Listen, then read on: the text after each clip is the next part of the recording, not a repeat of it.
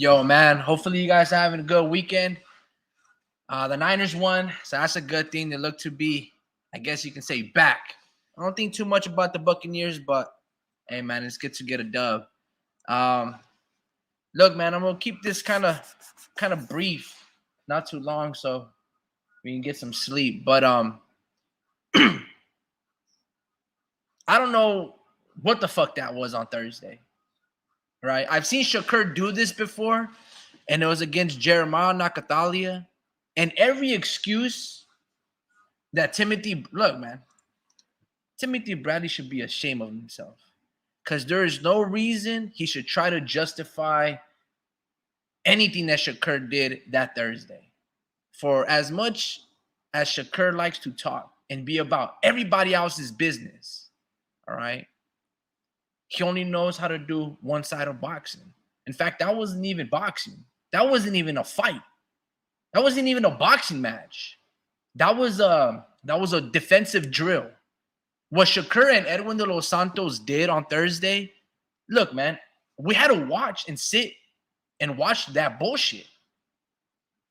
That is not high quality boxing. That's a defensive Olympic drill where it's like, hey, I'm going to throw a bunch of shit and you got to do everything that you can to duck and dodge these bullets. Slip, roll, run.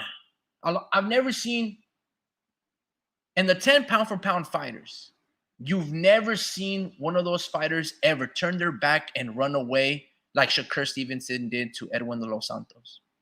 You never see Bivol do that. You never saw Errol Spence do that.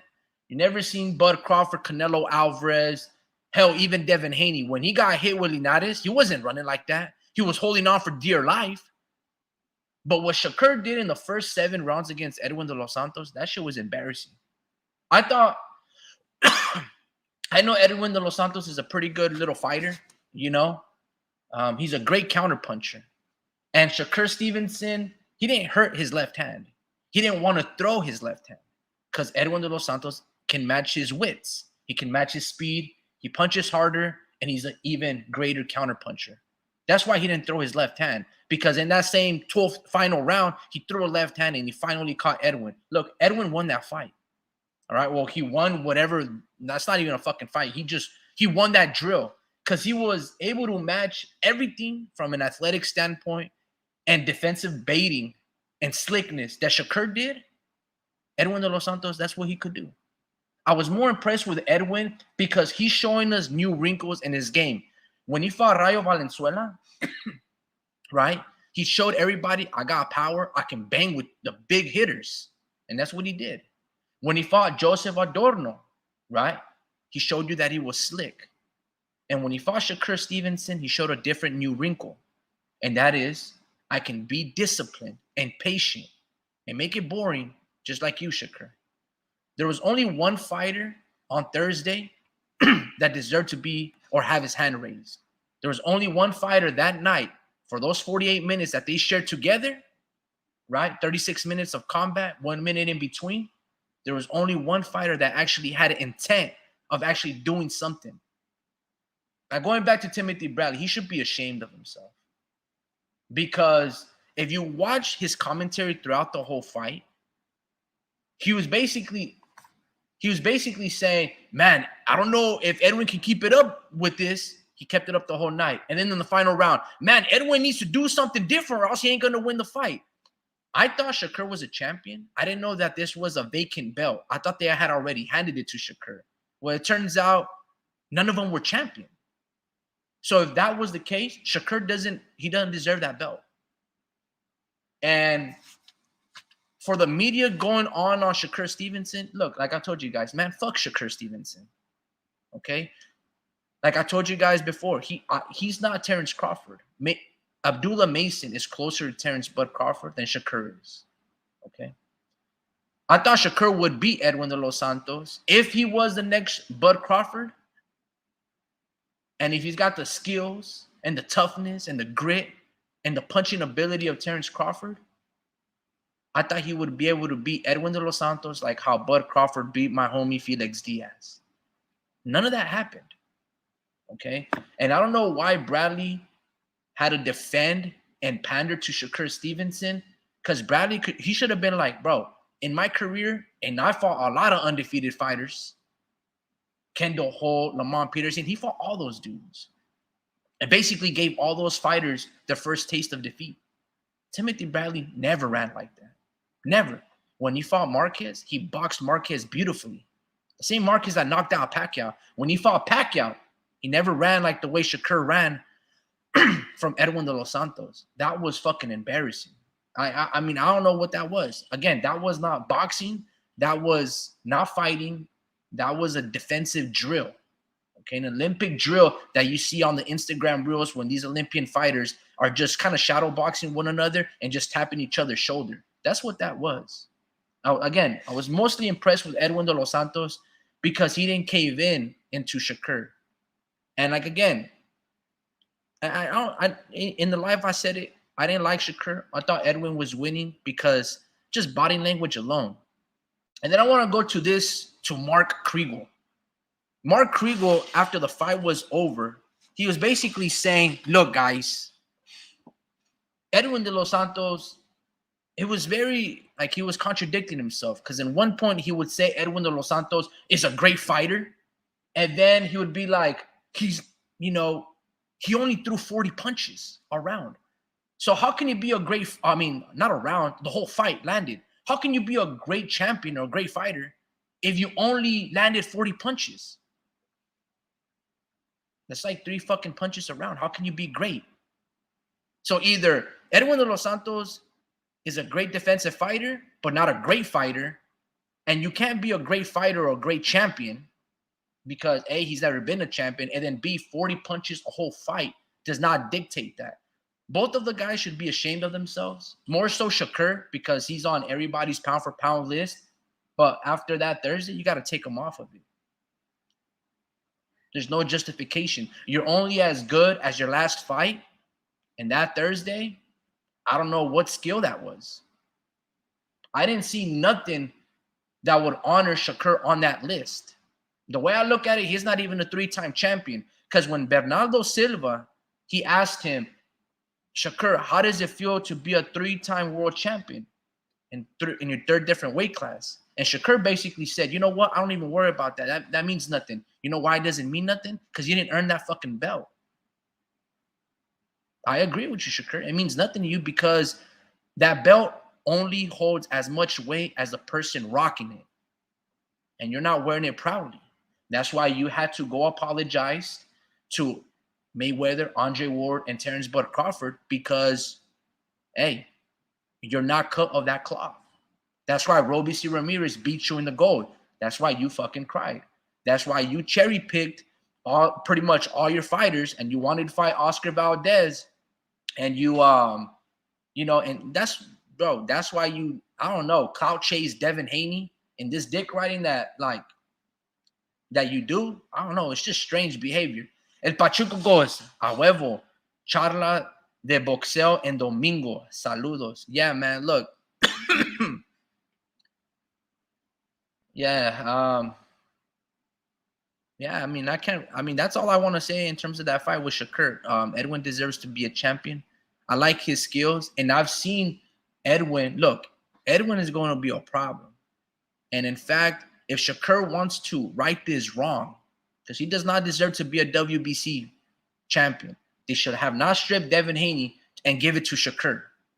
Okay? Because I'm going to tell you this. If Shakur was fighting Tank Davis on Thursday, Tank Davis would be a champion. But because Edwin de los Santos, he doesn't have that pull.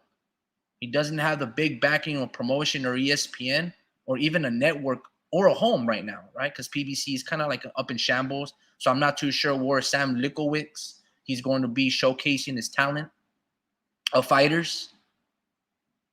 If that was Tank would have won on Thursday, right? If Shakur was fighting Tank Davis, how Shakur ran away from Edwin de los Santos, he would have done the same thing to Tank Davis. He would run. He's not going to sit there and exchange with Tank. He's going to give us a boring-ass fucking fight because Shakur gets scared when a guy is fast, powerful, and they can think. I think it was Ultra Instinct or one of his homies that came on this show and saying Raymond Murataya would beat Shakur Stevenson. You know what? I might believe that. I might believe that. I haven't seen too much of Raymond Morataya. I've seen a few of his, fights. There's been times that I'm not been impressed, and there's other times that I've been extremely impressed. But he might just be Shakur Stevenson. You know what I mean? I'm now interested in watching that fight.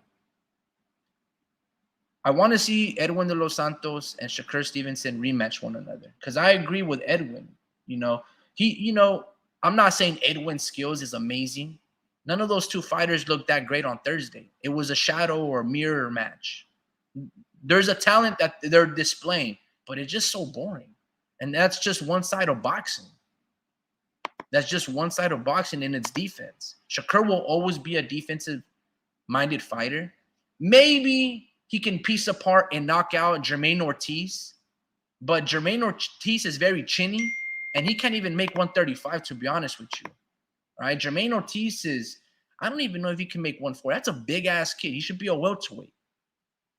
But, because he's passing out on the floor and doing, things of that nature, just cutting all that water off his body, he might be chinny for that reason. El Pachuco goes, Shakur became a champion by shadow boxing. Yeah, I agree. It's crazy how they gave him the belt. I was actually kind of happy that the judges had it close. One judge had it 7-5 and the other two 8-4. I mean, that's close, right? 7 rounds to 5, 8 rounds to 4. 115, 113, and then two judges had it 116, 112. But I wish it was 114, 114 on all three scorecards, because Shakur does not deserve to be a champion. He does not deserve to have the WBC hat, shirt, and that green belt. No way, man. No way. That's fuck no. El Pachuco goes, I have high expectations of Murataya. Honestly, yeah, same. I have a lot of expectations of all the Robert Garcia boxers. I have high expectations of Bam Bam, Luis Delgado, even Jose Ramirez, Virgil Ortiz. I never wish that he left. Even Neno Rodriguez, when he was with Golden Boy before he got knocked out on his debut with Floyd Mayweather. I have a lot of expectations, or I put the Robert, RGBA Academy fighters on a pedestal, because I like their later. She's tuning in. Hey babe. She goes, fine ass. Hey, that picture on the snow, guys, it's misleading, man. It's misleading. I don't even look like that no more. Look, guys, I'm gonna be completely honest with you guys, man. Sorry, El Pachuco. I have a lot of high expectations of every single Robert Garcia fighter. Same thing with Mikey Garcia. I thought Mikey Garcia was gonna beat Errol Spence, man. I was really rooting for Mikey, and he just bit a little, more than he can chew, and all he could do was really block. And I was hoping that he would do more and go for broke, but Mikey, like Shakur, they think defensive first. They're natural counter punches, I guess. But I wish Mikey didn't hang it up, man. I wish he would rematch Sander Martin. Back in 2019, I think that's when he fought in Fresno. I wish that he would have continued boxing, because I was a big fan of Mikey. I always liked his skills. I felt like he was manipulating his weight too much. But yeah, sorry I went off a little tangent, but yeah, I have high expectations of all those Robert Garcia Academy boxing gym in Riverside, right? And I hope Bam Bam Rodriguez destroys Sonny Edwards. I hope he does, man. Fuck Sonny Edwards. It's a guy that gets way too much credit for beating and doing absolutely nothing. When there's guys like Bam Bam Rodriguez, right, that have to fight like Carlos Cuadras, even the other tough Mexican that he fought, and then knocking down that Sorigvin side. All Bam Bam needs is like Chocolatito, and he's got to settle with fucking bum-ass Sonny Edwards. Like, bro. I swear, man. I'm not too sure if Vince Vargas is here, but he gave me a link, or, he kept me in tune with Isaac Dogbo against, damn, I should have done my research before, but I watched the fight, Vince, if you're here, and that was a really good little fight, man. I've never seen anybody ragdoll and push Isaac Dogbo like that fighter from the UK, promoted by Frank Warren. Hold on, guys. Let me research it real quick, because I forgot what the gentleman's name was. Hold on. But he was a short, stocky guy. Reminded me a lot of Pitbull Isaac Cruz. They have it. Isaac Dogbo box rec.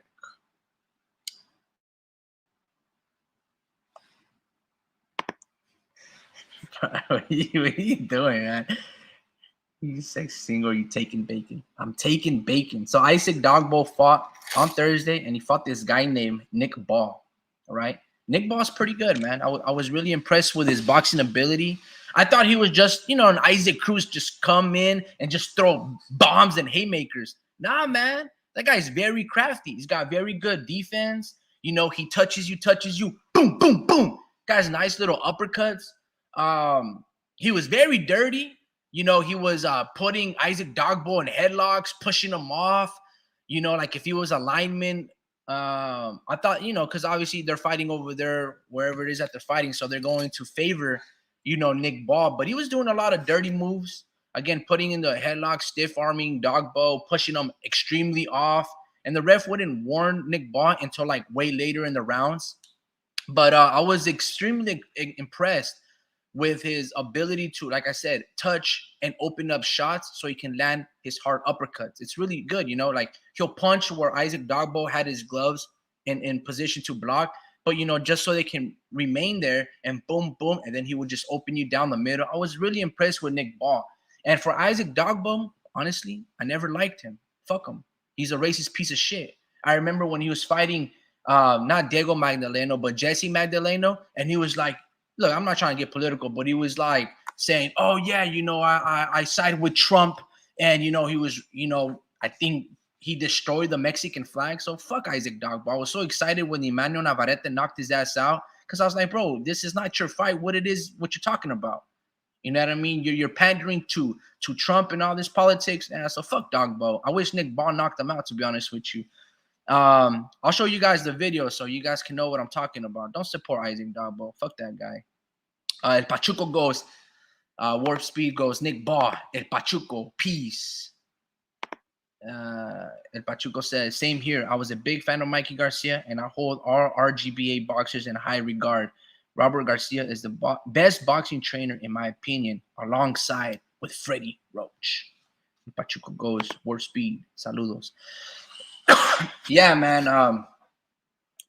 Yeah, I like Freddie Roach. I know what I'm getting out of a Freddie Roach fighter and a Freddie Roach talent. Just people that come to box with throwing a lot of punches. You know, Freddie Roach fighters, they ain't really known for defense, but they're known for volume and toughness, right? If you come out of the wild card gym, out of LA, you're going to be tough. Like Lenny Zapavinga, when he fought Cholo Salcedo, you're just going to, like, you're going to be battle tested. With RGBA and Robert Garcia, you get a little bit of everything, right? One of the things that I like about Robert is he doesn't really try to reinvent the wheel. He just fine-tunes what you already are. And that's what I like about Robert is that he's malleable, right? Like he accommodates to the fighters. If you're an outboxer, you'd be like, okay, let's do this, but let's add this little thing. But he doesn't change you from an outboxer and just make you all fucking and then blitz you and you start throwing 1,000 punches. No, he just fine-tunes everything. Same thing with Marcos Maidana, right?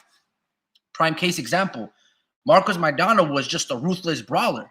And, you know, Robert, all he tying it up was a little bit of a defense, a little bit more of a jab, and just boom, boom, do what you do, but just incorporate this into your game. And then next thing you know, Marcos Maidana starts beating all these good little fighters and gives Mayweather a good run for 24 rounds. It was an incredible work. I think Robert had said in an interview, he shines his best when with fighters like Brian Viloria, Marcos Maidana, with fighters that are out and about and they want to rejuvenate the career. That's where Robert shines. Sports Archives goes, hello, chat. What's going on, brother? Hopefully you're doing all right, man, and happy Sunday to you. El Pachuco goes, I didn't know that about Dogbo. What a jackass. Yeah, man, let me try to find that real quick. I don't even know what I would type. Like Jesse Magdaleno. Give me a sec. I would have to find that article and the videos and stuff. It was ridiculous, man. And I like Isaac Dogbo's skills, but when I seen that thing, I was just like, bro, what are you doing? It would have to be all the buildup. Let me see. I guess I'll go YouTube. I gotta check out that build up. But I don't know, man. I gotta ask you guys a question. What do you guys think of? I mean, would you guys impressed with Edwin de los Santos, or is he equally responsible for putting on a stinker as Shakur? Because again, kind of like Shakur, I do put Shakur on a high standard. What he did to Oscar Valdez, I was surprised. I expected a little more out of Oscar. That's another fighter I hold on a high standard, Oscar Valdez. I'm a big fan of him, so that's why I felt kind of betrayed when all that failed drug test against Robson Conceição. And also on that night, Emmanuel Navarrete fought Robson Conceição. I thought that fight was similar to Andy Ruiz when he fought King Kong Ortiz. King Kong Ortiz, like Robson, was taking the majority of the rounds, but those knockdowns started to come in and basically equal the fight. I was happy that Emmanuel Navarrete did not lose that fight because I felt he defended his belt well. And Robson, all he has to work on, bro, is work on that right hand. Learn how to throw twos because he throws slapping twos or even slapping fours. I don't know. Maybe it's the Adidas glove on the foam and the padding of it that makes it look like a slap, but his jab and his left hook is impeccable. And he's got good IQ. He just needs a good right hand. So maybe if he were to team up with Freddie Roach, Pachuco, I think he would be much better. Sports Archives says, hello, chat. I think I read that. Warp Speed goes, what a strange week of boxing, right? At El Pachuco. Warp Speed goes, hello, Sports Archives. I didn't even know you had a channel, fam. Honestly, man, I don't even know either. I just kind of come on live from time to time. And we just, I don't know, talk a little bit of football, movies, boxing. I don't know, whatever is kind of like on the tip of the tongue. Sports Archives goes, hello at Warp Speed. Speed goes, it's relatively new. The homie has something going back a decade ago, and he'd been back on for about 3 months now. Welcome. Yeah, man, I used to be more on YouTube a long time ago. I even had 2 channels.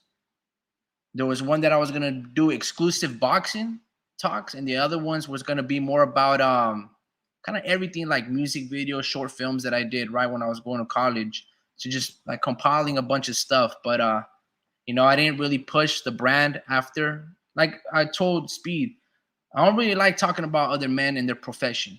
You know what I'm saying? So I always kind of thought it was a little strange, and I don't want to be highly critical because I respect all these guys.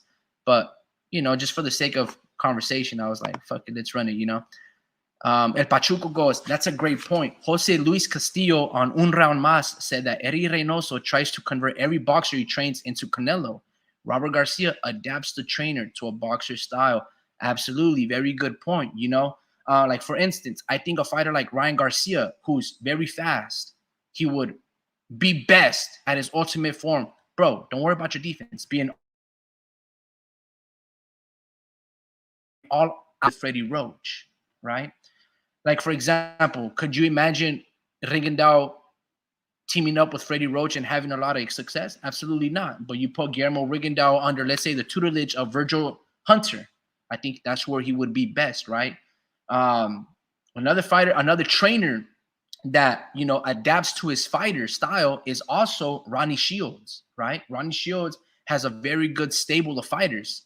Back then, like 20 years ago, if you watch early fights of him when he was training on HBO, he had a lot of amazing fighters. And now, he has David Moreau and Jamar Charlo. He had at one point Erislandy Lara. He might still have them, and even Jermell Charlo.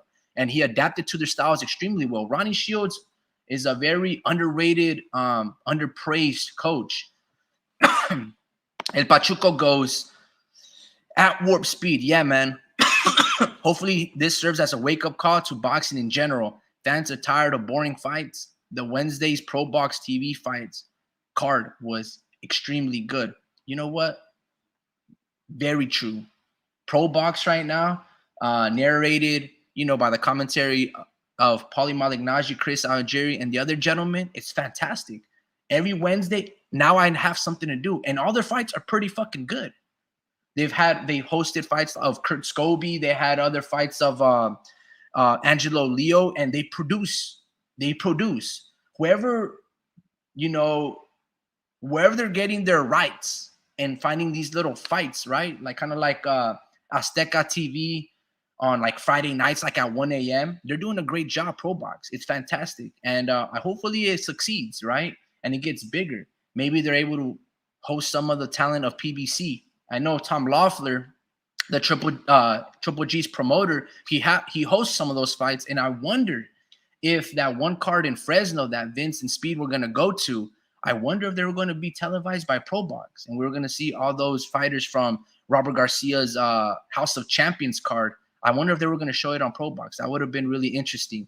Sports Archives says, did you watch the 49er game? Yes, sir. Indeed, I did. I was really impressed for their ability to be consistent. I guess you could call that a trap game, because the Buccaneers, I'm going to be completely honest with you, I've been extremely disappointed with the Buccaneers defense.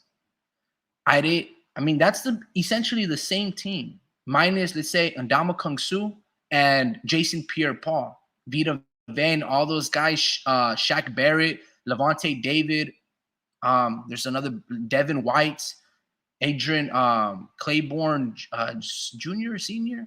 Winfield, sorry, Antoine Winfield. It's the same defensive team from 2020 that won the Super Bowl. And I'm like, bro, how you guys allowing 40 points? And their head coach is defensive wizard. He's pretty fucking good. So I don't understand why they would allow. Like I said, I've been very disappointed with the Buccaneers defense this year, just from top to bottom. I'm just like, I don't understand. El Pachuco goes, one key ingredient in the success of Pro Box TV is that they are making evenly matched fights. Not the biggest names in boxing, but great fights. Look, man, you're just throwing gems out here, El Pachuco. I completely agree with you. Their matchmaking is very fun, and it's competitive, and those fighters have talent. You know, there are guys that aren't going to get they're not going to be revered, but only the extreme, and not even the hardcore fans, because a lot of those fighters, I like to say that I'm a hardcore fan, and a lot of the times I don't know a lot of those fighters. You know, I'll go on BoxRec, check it out real quick, see it on Boxing Scene. I'll go to Bovada and I'll see their names on the betting wagers, but I don't even know them. Like, for example, I think like 2-3 weeks ago, there was a Puerto Rican versus an Argentinian. His name was he was a young kid. He's pretty tall, like 5'11". I think he was a welterweight, and the Argentinian had tattoos. The Argentinian was a southpaw, and he beat the Puerto Rican kid. And it was the same night of Angelo Leo when he fought the Panamanian kid, and there were fantastic fights. And I was like, damn, what the fuck? Like, and they had pretty good records. So for Pro Box to get and hosting and televising these fights, I've been impressed, and I'm like, man, I'm learning new names, and these kids do have talent. And I'm always tuning in on Wednesday. I'm not just saying that for Pro Box because those are the ex-fighters pushing their own brand, but I'm being honest with y'all. Sports Archive says, what do you think about CJ Stroud? MVP, bro. MVP. There's not been one quarterback this league that would be, they're 6-4. They're one game from having the same record as the 49ers, and it's all because of CJ Stroud. As good of a defensive coach, right? The ex-Niner defensive coach, D'Amico Ryans, right? Now he's the head coach of the Houston Texans, who he used to play professional linebacker for. His defense has been kind of mediocre, and CJ Stroud has been the best QB in the NFL. Sits in the pocket and delivers strikes to he makes names like Noah Brown. Noah Brown, Tank Dell, all these receivers into top tier #1 receivers, and those are like 3rd and 4th receivers in other teams, and they're doing impeccable work. CJ Stroud is a beast, and I hope he's not just having an amazing rookie season. I hope he has an amazing football career.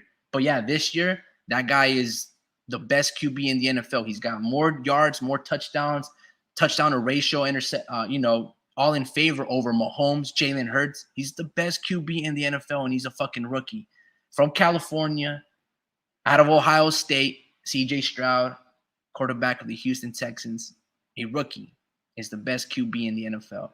Him and what's his name from the Washington Commanders, Sam Howell.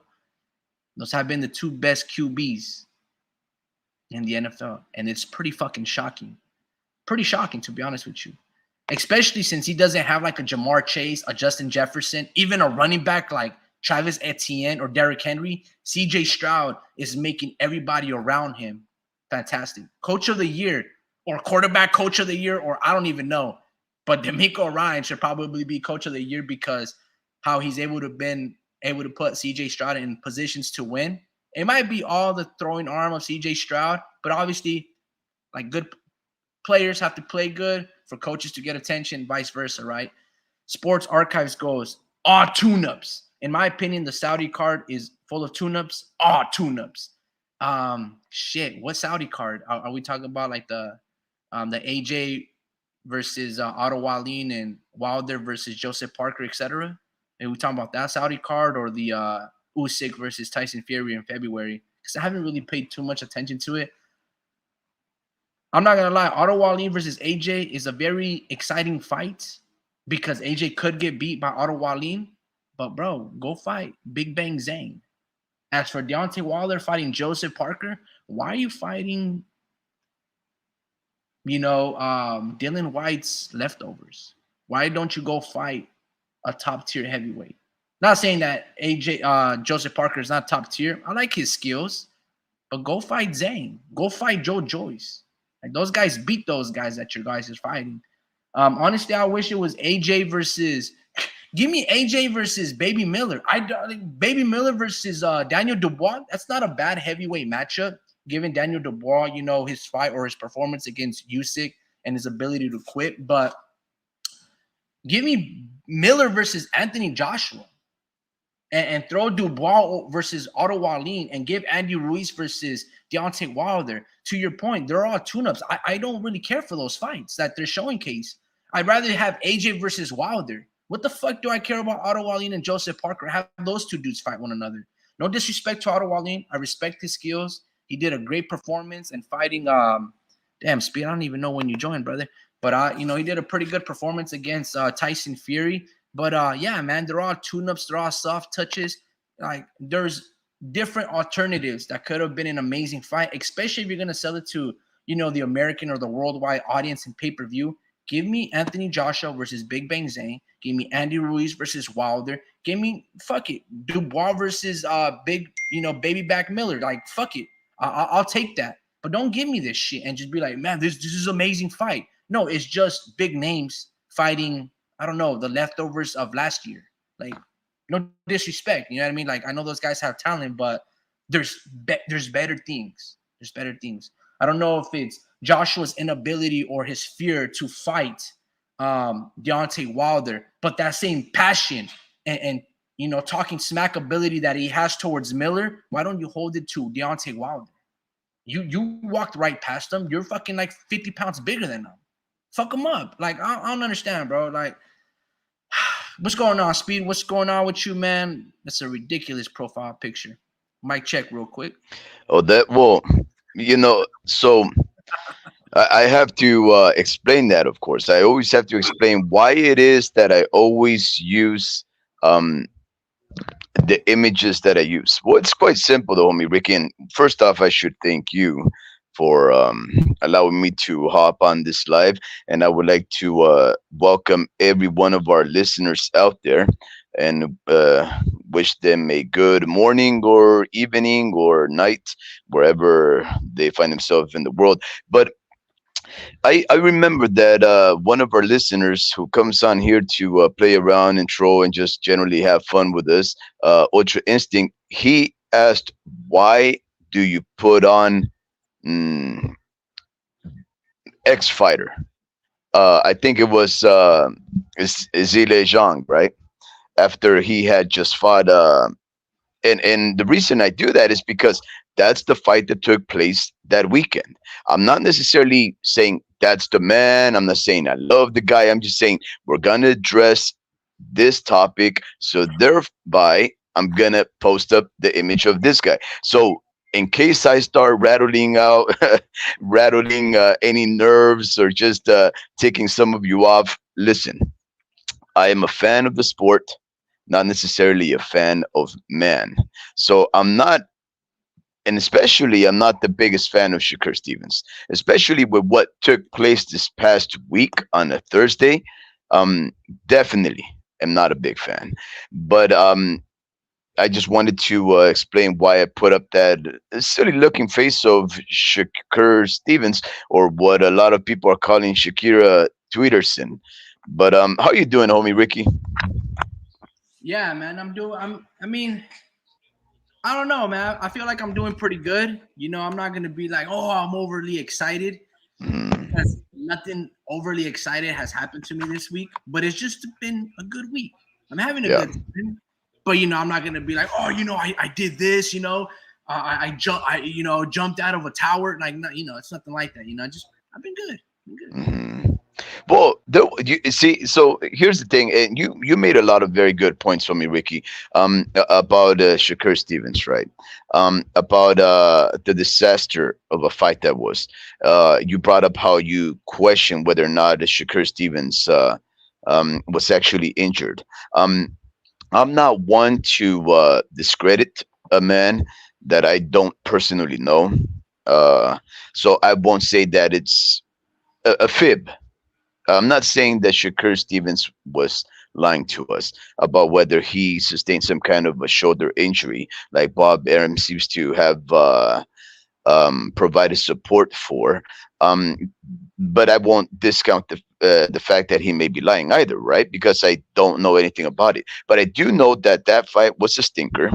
One of the most boring fights that I've seen in recent years. But that's the thing, the homie Rick. It seems to be happening more so than not, right? We had what, maybe close to 8 years ago or so, one of the most boring heavyweight fights of all time. Um, Vladimir Klitschko versus Luke Fury, Luke Tyson Fury. We had just what, a year and a half ago, maybe at most. Um, Guillermo Rigondeaux going up against Jr. The Filipino kid, um, Juan Jean Riel Casimero, and now we had Shakur Stevens fighting his shadow. Like I think El Pachuco said he fought his shadow. I think you and I, when we were watching the fight, we were saying he's fighting his shadow, and I think when people say things such as X person is a complete fighter, right? When you think of a X person being a complete fighter, homie Ricky, what does that make you think, right? When somebody says, "Oh, I think this guy is a complete fighter," in your opinion, what is the definition of a complete fighter? Well, I'm gonna say this: a complete fighter, because there's complete boxers, there's complete fighters. And when I think about a complete fighter, I wouldn't even put Canelo Alvarez as a complete fighter, because a complete fighter just means a fighter like Leo Santa Cruz that throw 1,000 punches and they have individual knockout ability, right? Canelo, I look at him as a complete counter puncher. You know what I mean? I look at him like when he first, like for example, when he first fought Triple G in the first fight, he showed his boxing ability. I wouldn't say that Canelo is a complete boxer, but that in the second fight, that was as close as a complete box that you can potentially possibly have. He was Mhm. quick.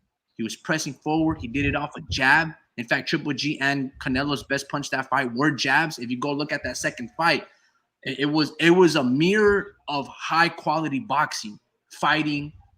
Like when I look at a complete boxer, right? I don't look at Shakur Stevenson. To that matter, I don't even look at it as Devin Haney. I would more respect that term to be for Lomachenko because he has the ability to run or circle out. He did so for 6 rounds against Teofimo Lopez, right? Mhm. But he also has the ability to stand in the center, press the punches, press forward, and catch and shoot, hit to the body, Mhm. hit upstairs with combinations and flurry. Only thing that he really lacks is that one hitter quitter, Yeah. right? So you don't really see every fighter. There's no such thing as a complete boxer. We would talk about being perfect, the perfect embodiment. You would have to be like, okay, he has the head movement of Canelo Alvarez. He has the strength of, let's say, Triple G. He has the right hand of Wilder. He has the footwork of, let's say Lomachenko. He has, you know what I'm saying, the punch resistance of Julio Cesar Chavez Sr. You know what I mean? Like you would have to, and that would be like the ideal picture. But in reality, Mhm. none of that exists. So for Yeah. me, obviously, just like anybody's gonna be biased, but if we're just talking about people that pass the eye test right now, right? Or just to your point, who would be the most complete boxer? That would, to me, be Bud Crawford. Yeah, Because I don't necessarily mean like a complete boxer. I just mean more like a complete fighter, right? And you, and in I my would opinion, say you were, Crawford because he can yeah. keep you with either hand at any given moment. He can outbox you and run circles around you like how he did, counter Hmm. punching, Victor Postal. Yeah. And then he's the fighter that has fought basically all the different style of cultures. He's fought Mexicans, right? Ray Beltran. He's fought UK fighters, Ricky Burns and the such. He's fought Dominicans, Felix Diaz. He's fought Uzbekistan fighters, right? Victor Postal. He's fought Russians like Mean Machine. He's fought every single style culture Hmm. damn near in the world, right? And his ability to adapt, that versatility. Sometimes he comes forward on Jeff Horn or counter punches. Sometimes he'll dog walk you, and he's also beating the American style, Errol Spence and Sean Porter and those type of fighters, right? He's beating all that style, right? So when I look at it, I'm like, he's the only one that's been complete in that aspect, and he usually does it by KOs. So that to me would be the most complete. Canelo would be close to up there, but I don't think he's really truly beating the Eastern European style. I Yeah. don't really believe that he's really beating Triple G. The first fight, The he didn't beat Triple G. The second fight, you could give it to him, but I liked it as a draw. And then the third fight, I wasn't impressed by Canelo. You can say that he was injured or so, but I was like, man, how you fought Triple G the first time is how Triple G fought you the third time. He started mhm. circling around you like you circled on him on the first fight. You know what I'm saying? So I was like, so yeah, so and he didn't beat Bivol. So he hasn't really beaten the Eastern European. Whereas Bud Crawford damn near knocked them all out. So that Yeah, would I be was asking you because I don't think Shakur Stevens is a complete fighter, and I believe that I heard uh, Timothy Bradley say that about him. If perhaps not in this most recent fight, even though he was hailing everything that Shakur Stevens was doing as the next man up, like great. He was going off on how excellent he was doing, how he was master classing De Los Santos. He was just all up on that boy's uh, uh, junk, right? And the one thing that I just kept thinking, I'm like, okay, a complete fighter is like, in my opinion, somebody that can do it all. Doesn't have to be the best at it, but can do it all. He can counter. If you're, a come forward fighter, if you're the standstill kind of fighter, or you're, a counter puncher, he's gonna press the action, but know how to fight you. He can move when to make you miss. He basically can do it all and assume most, if not every single style, not to perfection, but when they have to, they can switch it up to do different things depending on the circumstance, right? And I did not see that in Shakur Stevens. When he faced somebody his height with his same type of speed, around the same type of range, and especially what seemed to be more power, even though there's really no way to prove it, right? Because even De Los Santos didn't throw that many punches either. It was just one of those things where you're like, okay, you do not press the action because you don't know how to. The reason you look so good against Oscar Valdez is because you wait on people to bring it to you, and because of their exuberance at trying to get you, you know how to move out of the way. You're good at moving out of the way, and then taking those pot shots so they tip over themselves, and that's it, right? But when it requires you to step it up, when you need to do your work because the other guy's not doing it, you don't know how to start it. You don't know how to jab yourself and set up punches against a person that's waiting on you to take action and then to react, right? Now, a lot of the questions that are starting to that are being raised nowadays is necessarily, a lot of it has to do with Shakur Stevens and how he will fare at the higher weight classes, because if anything, a lot of people are really focusing on De Los Santos's power as being the thing that triggered Shakur Stevens to become that very defensive, neutral fighter that we saw this past Thursday. And I just wanted to get your opinion, homie Ricky, if you think De Los Santos did anything to display a power beyond the one that he's displayed before, that in your opinion should merit the kind of respect and lack of offense and this steadfast dedication to defense that we saw in Shakur Stevens. Because does he punch harder than Valdez, who Well, is a knockout artist, a one punch knockout artist? let's actually elaborate on that. That's one thing that I don't want to shit so much on Shakur, because I was very impressed by Edwin de los Santos' skill, his versatility, his power. You see, I understood why it was difficult for Shakur to land his jab or press forward. The reality is because the other guy on the other fucking end, Edwin de los Santos, he's a bad motherfucker, bro. He's really good. He can match your wits. He's setting up traps. He's a great counterpuncher. He's stronger than Shakur. He hits harder than Shakur. Both hands. He can match Shakur's speed, his footwork, his slickness. In my opinion, Edwin de los Santos was better in every category than Shakur Stevenson. Like, that's just like, they gave the belt to Shakur, but he didn't win it, right? And that's because, that's because obviously he's connected or whatever the case may be. But Edwin de los Santos, I was extremely impressed by him, bro. Because look, showed me in the Rayo Valenzuela, mind you, when Rayo Valenzuela, he was first supposed to fight Jezreel Corrales, a guy who was like 22-5. And I forgot Corrales was having like visa problems. And Edwin Los Santos, is a last minute replacement. A fighter who's 14-1 and 13 KOs is a last minute replacement. And Rayo Valenzuela, he was basically a 15-1 favorite.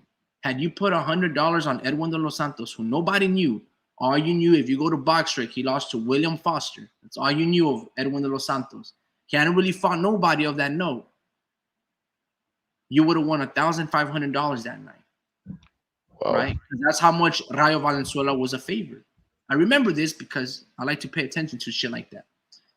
And what happened was, in the first couple of rounds, you see Rayo be really aggressive, and he drops De Los Santos, right? Not the greatest flush shot, but in good enough. It was kind of like, the chin or the neck, ear area, and De Los Santos falls. He gets back up, and in that same round, he hurts and drops Rayo. And then for the next 2-3 rounds after the fight, I think he only went like 4 or 5. Rayo, they had to stop the fight. The ref was like, bro, I have to stop it. I can't see you get hurt no more, right? I was really impressed by Edwin's power to stand up, his heart, and then to not deter away from his game. And then, hey, understand that in order for this guy to get my respect, I got to hurt him. And that's exactly what he did to Rayo. Then again, and I spoke about this earlier, when he fought Joseph Adorno, he showed a different wrinkle, a defensive wrinkle. He didn't really engage. He kind of outboxed a wide stance, hopping in and out, and showing, like, he didn't want to bang with Joseph Adorno, but he just picked them apart. I did think that there was openings. I was like, I don't know, man. You're relying a lot on your athleticism.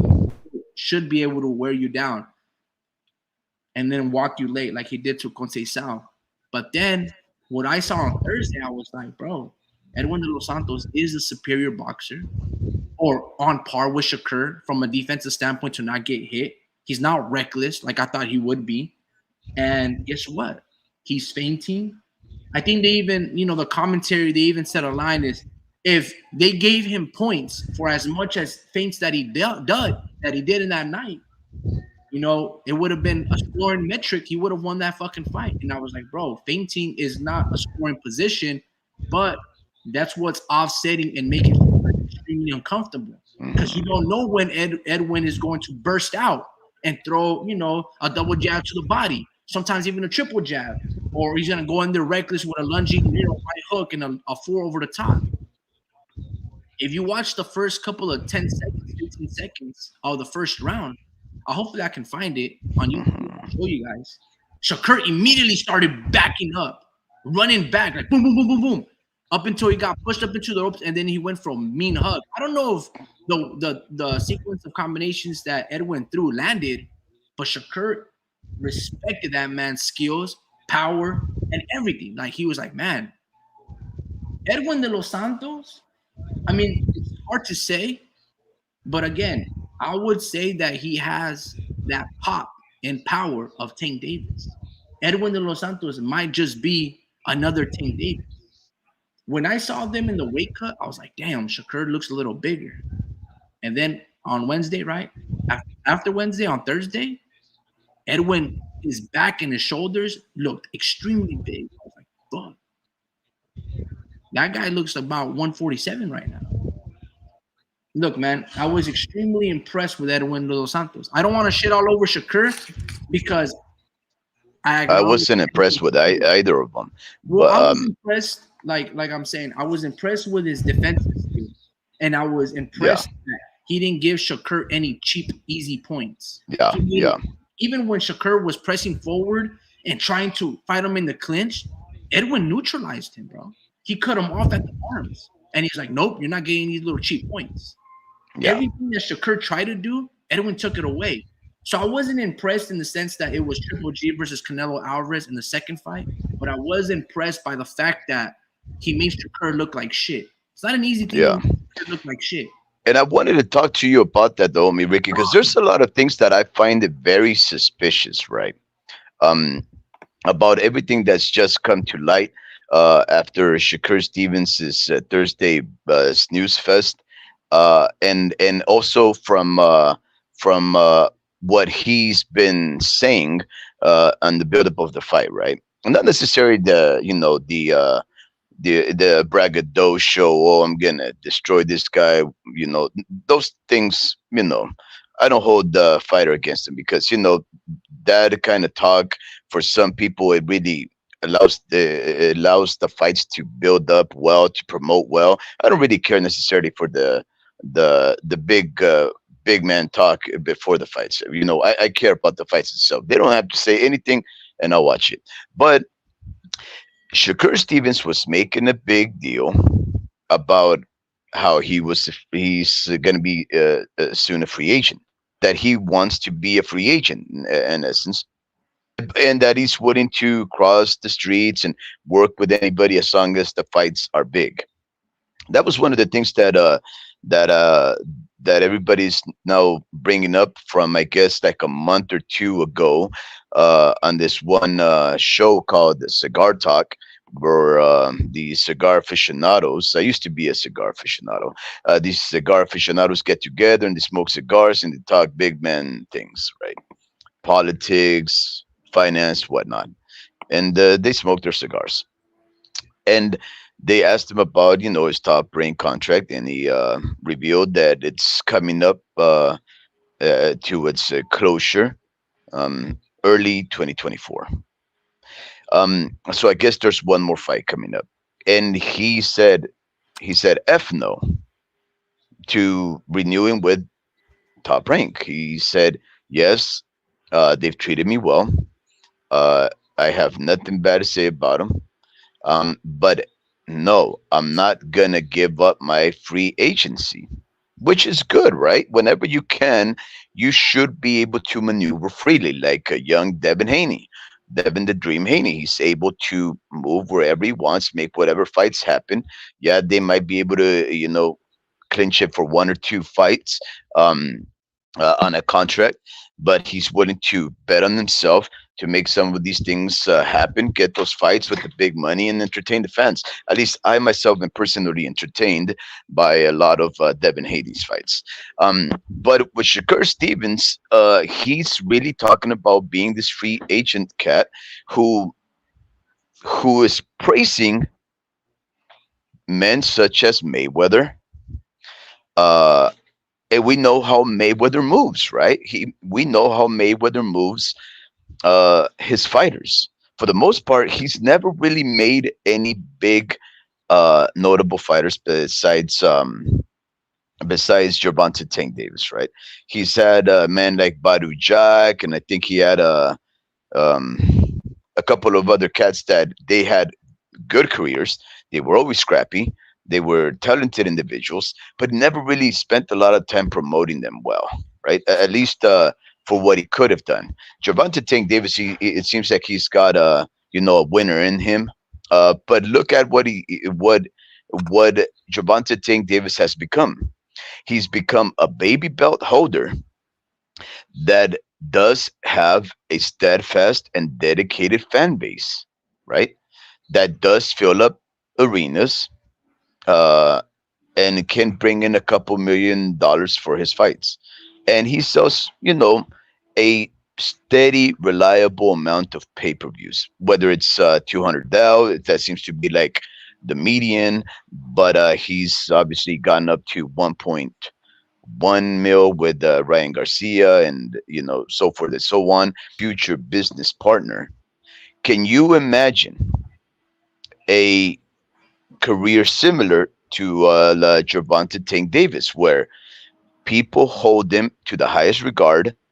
They consider them pound for pound fighters, but yet they never fight the true belt holders, and they get to move and pick whoever they want to move, including stable mates such as Rolly Romero in the case of Gervonta Tank Davis.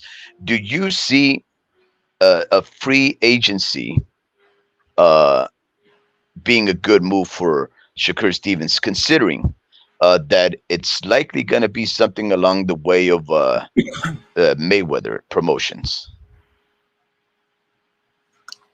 I don't know if you're watching a little bit of these background clips, but look, man, I'm gonna No, just I'm actually watching. I was watching B Dave fighting Face Jarvis in a very good fight. Not like yeah, Shakur Stevens, but I think it would behoove Shakur to be a free agent, mainly mhm, because ESPN is not going to re-sign him after what we saw on Thursday. mhm. I mean, if I'm ESPN, why the fuck would I? I mean, you might be more popular than Teofimo Lopez, but Teofimo Lopez is what is my version of Tank Davis. Like, you see what I'm saying? What I mean by that is he's explosive and he can knock out fighters, but the difference between Teofimo and Tank is Teofimo is actually fighting the credible dudes. So if I'm ESPN, I'm putting more of my marbles and bringing in Teofimo Lopez and hyping him up. I'm letting Shakur walk.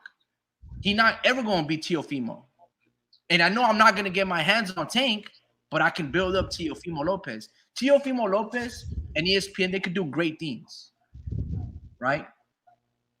I don't know if they can do great things with Shakur Stevenson.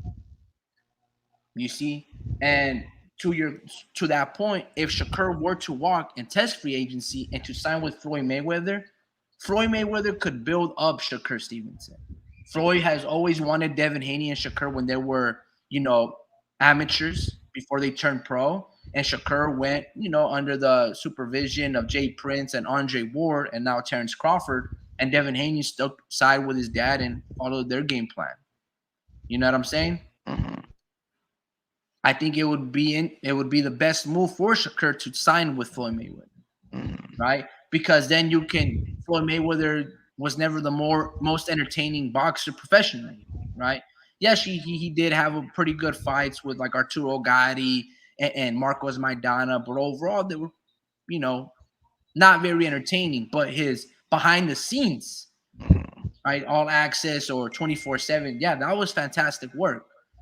And that's what he brought a lot of hype. And then he was able just to beat like, oh, I'm gonna just fight all these great Mexican fighters and beat them, so they would have like the brown versus black, fucking back and forth dispute and the battle, and he pandered to that, right? He reinvigorated it and escalated to ultimate heights while mhm, still building a mega fight with Pacquiao and stuff. He can do the same thing with Shakur and just play into the game, so they can work as together. But if I'm ESPN, I'm trying to do the best that I can and not let Teofimo Lopez walk. Because Tio he could be, as big as Tank Davis if matched made properly, because he's done all the great work. He's fighting the Sander Martins of the world. A lot of these guys won't fight Sander Martin. And he was able to put an amazing skill display of power, speed, intellect, and just class when he beat Lomachenko and Josh Taylor. Tank Davis would never fight those dudes. He dug Lomachenko for like 5-10 years, bro. To this day, he won't fight. You know what I'm saying? So that's the diamond in the rough right there, Teofimo Lopez, for ESPN. And for ESPN, bro, they can't do much for Shakur. They've pretty much done everything that they could for Shakur, let alone paying him like $5 million per fight. And he's only selling and giving out free tickets. And Pachuco goes, some people are saying that ESPN added sound effects to Shakur's missed punches to make it seem like he landed. Look, bro, check this out. Look. I don't know. That's hilarious. But you know what? The place was empty. Like the place was like maybe a quarter full. So even a glove punch just landed on another glove. A blocked punch may have caused enough reverberation to sound like a loud punch. I don't know. I'm just trying to imagine why somebody would say that, but that's hilarious. That's funny, bro. That's hilarious. Like, dude, look, man, even when you're watching the first round, right there, that's a beautiful jab to the body. Watch. Nice lunging 3 miss. Jab to the body, landed. Boom. Double jab. The second one lands, not the first one. Miss. Oh, that landed. Miss. Hit. And watch this. Boom. The whole fight, there's moments of that punch from Edwin. And not one time did the commentators and Mark Kriegel, Joe Tessitore, Timothy Bradley acknowledge these moves. This is why Shakur was very confused. This is why he was very scared to engage and combat and walk down Edwin de los Santos. Because of moments like this, the unpredictability, the double jabbing, the speed, the lunging 3, boom, nice jab. Shakur could, nice second jab to the body as well. Jab to the body right there. And they weren't giving him this. Look at that. And he tries to sneak in a right hook, but a no-look right hook.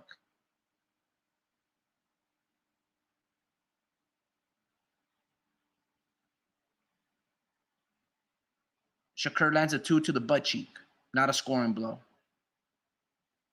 In the first 3 rounds, bro, Edwin won those first opening 4 rounds possibly, bro. Actually, they pushed it all the way. Nothing. Shakur did the same exact thing that Lomachenko did to Teofimo Lopez. Off body language alone, there was only one fighter that actually had intent to win the fight. Look at that counter jab. Edwin just stood right there in the center. Boom. Smack Shakur's head back. Well, how do you know? Look at his whole body. Jab to the body again. And now one time, counter jab again. Look at the pressure. Look at how uncomfortable Shakur is. Off body language alone. And look at this. Shakur tries to steal the last, just body position. Yeah. Hopkins veteran tactics trying to steal the round just by, I'm actually walking him down. No, you're not. It's a natural aggression. One of the 4 criteria of judging rounds. Boxing. For 7 rounds. Absolutely. For 7 rounds, Edwin dictated the pace of this fight. He was the only one that actually tried to come to win the fight. Yeah. Like I said, this wasn't a fight. This wasn't even boxing. It was just a defensive drill for both fighters and more. And Edwin had a little wrestling moves to, not let Shakur get cheap shots like the one that activity from Edwin. Just try to look at the onslaught. He does jab, step side. Look at the footwork. I'm going to try to slow it down. This is what he was trying to do. And for Timothy Bradley, like I said in the beginning, he should be ashamed of himself for his commentary. It was actually some of the worst commentary I've ever heard. And I'm used to hearing Mr. Timothy Bradley play that Watch guy, this little right? step from the southpaw. Feints, hand feint, boom. Look at that back foot of Shakur and Edwin. I just want you guys to watch it. Very crafty, man. Look how he steps around the lead leg, boom. And he tries to throw a right hook, misses. But again, there was only one fighter that actually showed intent of winning this fight. And Shakur could not do nothing to what Edwin was doing. Look at that, stretching with his hands up like an amateur. He was scared, man. Triple jab. Look at the hug. That's all Shakur was doing for 7 rounds. How the fuck can you give him any of those rounds? Anyway, man, I was really impressed with Edwin de los Santos. I've seen this story from Shakur before. He did it against Jeremiah. I was not impressed. And neither should none of you guys. Maybe Edwin de los Santos could potentially be as explosive as Tank Davis. But I will say this, and I'll double down. If Shakur was fighting Tank Davis, man, you got to repeat for emphasis, he would be running away from Tank Davis. And honestly, I hope Tank never fights Shakur. I'm not trying to see a good fighter in Tank lose to somebody or to a performance like this. That's not what I want to be or put on a pedestal as a pound-for-pound fighter. I don't want to revere or put guys like Shakur Stevenson that talk a gang of shit, are disrespectful to the media when they ask basic questions, and then get the opportunities of being the best prize fighter. No. I want the best prize fighters to be guys that actually give us amazing fights, that actually care for the fans and care for the hard-earned dollar that we pay for these overinflated. Yeah. And that's a good transition to what I was. That's a good point to transition onto the next thing, right? Shakur Stevens, in his post-fight interview, he focused on apologizing to men such as Floyd Mayweather Jr., Andre Ward. I think he ended up apologizing to Terrence Crawford, right? He doesn't owe those guys anything. He said that because they're his heroes or whatever, right? He doesn't owe any other man anything. Maybe to Terrence Crawford, he can say, okay, because make good with him, right? But he really should have apologized to the fans. And he really didn't do that. In fact, he was very dismissive of the fans, talking about how okay, go ahead and talk all you want, whatever. I'm the one who came out with the W. That's all I care about. Apologizing to to those fighters instead of to the fans who showed up on a Thursday, dealing with that traffic, that F1 traffic, right? Because if I'm not mistaken, I think F1, the very first round of trials was starting on that night. So it was going to be hectic traveling out of there. And he did not say not one word to acknowledge the disappointment, the dismay of the boxing fanatics. In fact, it's almost like he's trying to take us, the viewers, for granted. And if anything good can come out of this, homie Ricky, is the fact that hopefully nobody will bother to consider Shakur Stevens as a not a pound for pound fighter, but a pay-per-view fighter, right? Because he did really put on one of the most uneventful, anticlimactic, and unexciting fights that I've seen. And I've seen a lot of boxing. And that was for somebody that's been hailed as a pound for pound, when you have men like Bivol and Canelo and Usyk and Chocolatito and all these fighters, right? And they put him up there. Even the Charlo, yeah, he put on the stinker against Canelo, but that guy has fought all kinds of names and put up great fights, right? While doing so. And that's just to reinforce your point, right? Look what happens when Bud Crawford fights Errol Spence. When they fight supposedly a threat, right? I thought Errol Spence was going to be a threat to Bud Crawford. Yeah. They blew them lights out of water. They're amazing, bro. They're even the greatest, to the point where you're like, wow, I didn't see this coming. Now, Oya Inoue versus Stephen Fulton. They rise to the occasion and supersede expectations, bro. When Teofimo fought Josh Taylor, you thought The whole world thought Josh Taylor was going to beat Teofimo. Teofimo was talking crazy. I Yeah. mean, Teofimo was my guy. I'm not going to bet against him, for I will never bet against that guy. reasons. But he put an amazing dominant performance. When they rise up to the occasion, Bud Crawford eliminates Errol Spence, no debate. Naoya Inoue knocks out Stephen Fulton, Scooter, no debate. Teofimo Lopez pitches a 10-2 shutout on Josh Taylor. Canelo fights another undisputed champion, Jermel Charlo, makes him run. To Pachuco's point, Canelo fought with an injured hand in one of his bouts, required surgery, and was still throwing bombs. Oscar Valdez fought with a broken jaw. You see what I'm saying? Exactly. If you're a great fighter, you have a responsibility to even be greater when there's actually a perceived threat. Shakur Stevenson boxed like a coward. If Naoya Inoue did to what he did in his hardest fight against Stephen Fulton, he knocked him out. But Crawford did what he did to Errol Spence, knocked him out. Canelo did what he did to another undisputed pound-for-pound fighter, dropped him. Shakur Stevenson did what exactly? He ran for dear life. Mm-hmm. He fought like a coward. It's almost a blessing, homie Ricky, that it was for him, not for us, for him, that if he fought on the Thursday. That's another thing. And the fact that he had the world on his the world's attention, so to speak.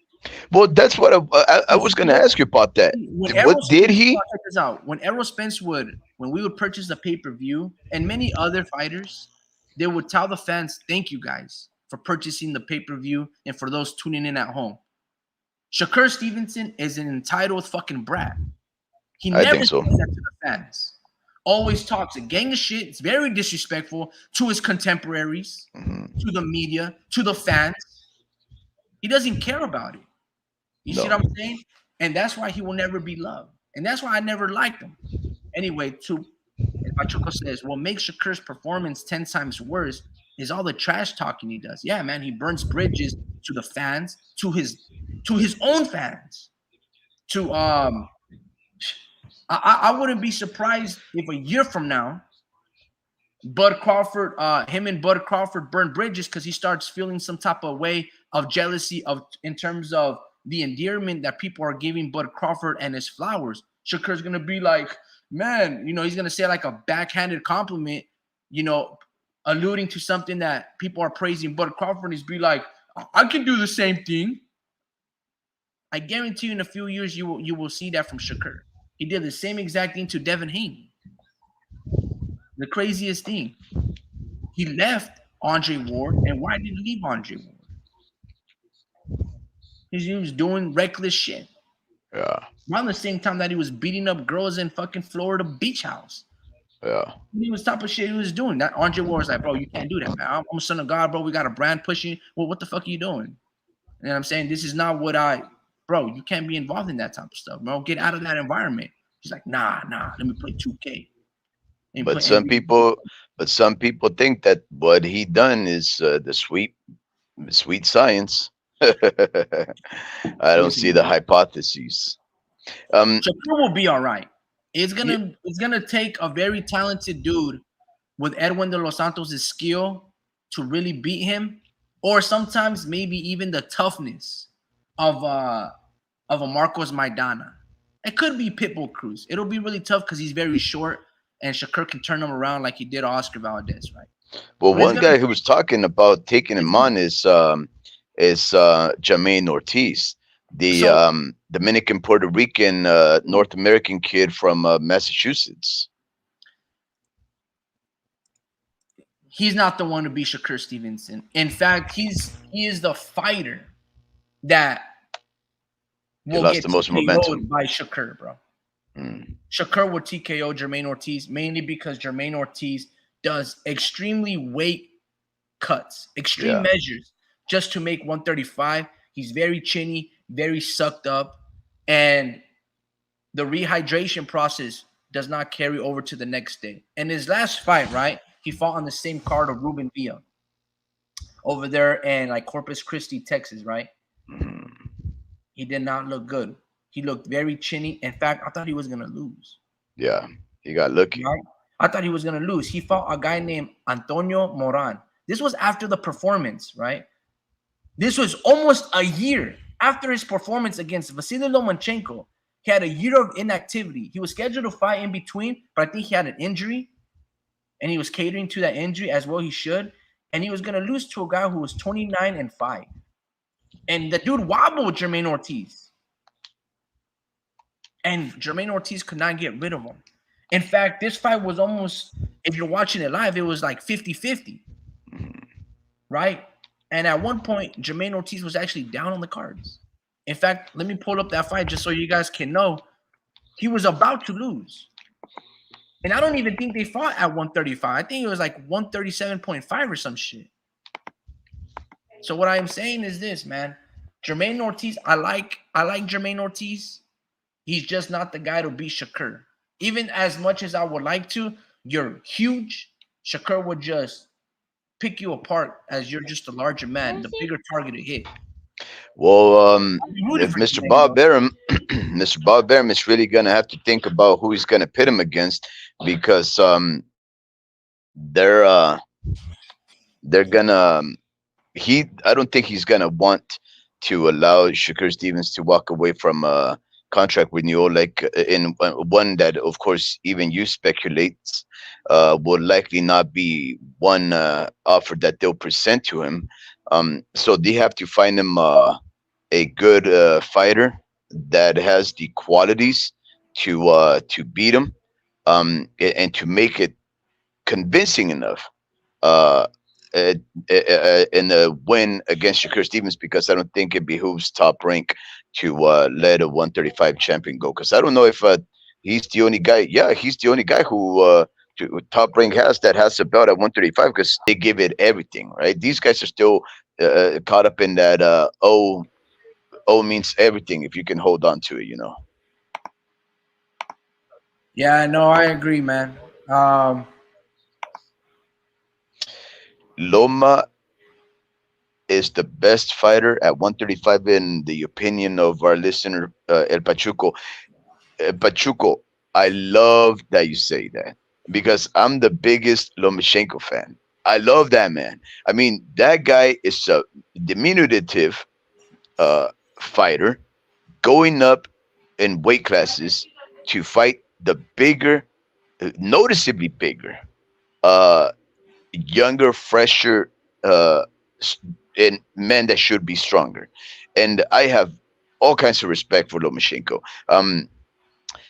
Yeah, Lomachenko would be a great fight for Shakur Stevens if Shakur Stevens is not in his back foot. Because that's the thing, though, right? Uh, Shakur Stevens wanted to fight Lomachenko fresh off a questionable loss against Devin Haney. A questionable loss, yes, that I think he should have a fight that he should have won, but that he took a lot of damage. And we do know that Lomachenko is nearing 35 years of age. He wants to take on a fighter that just had his toughest fight to date at a much greater age than when he was, I guess more at his peak.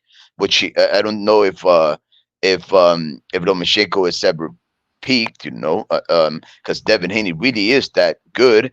Um, but he's obviously slowing down a little bit. He's sacrificing more because he's much smaller, so he has to chase after these guys, bring so much pressure, move about more, throw many more punches. And we know that this Shakur Stevens guy he's a back foot fighter. He can make it very, very boring. And I don't know if that's the kind of fight that Lomachenko should even give that guy, right? A victory to a very neutral, very negative fighter that's not going to bring out the best qualities of both. I think if you think, homie Ricky, that De Los Santos hits hard, imagine once Shakur Stevens steps in the ring with the Lomachenko, and he's like, "Oh wow, I can't believe this little guy can throw that hard." I think the only thing is, homie Ricky, that I find some validity to why he would want to fight Lomachenko is that they have sparred before, and I ended up finally facing off with this young fighter, which I really like. He's a very good kid. Has grown up to be a very respectable individual. Wish him nothing but the best. But I kept saying to my son, I go, you got to work hard. You got to work hard because this kid, he knows you. And he's like, I know him too. And no matter what I told my son, like, let's do this, let's work on that, let's do this. He's like, I got this, I got this. Right. And he had no fear of fighting the guy who he started off fighting. And then they branched off and they went different places. And even though he has inspired this kid for a while, he was like, I remember some of his tendencies. And I'm thinking to myself, okay, buddy, you know. So I don't know if Shakur Stevens has some insider knowledge about some of Lomachenko's flaws that he can exploit. But if he fights Lomachenko next, I would be okay with it. Um, I wouldn't have been okay if he fought Lomachenko this fight because he would be basically taking on a weakened fighter who just had his toughest fight. But I do hope, and I agree with you, Pachuco, that Loma is the best fighter at 135, the best overall fighter in general. Really, there's no. I don't think there's a question about it.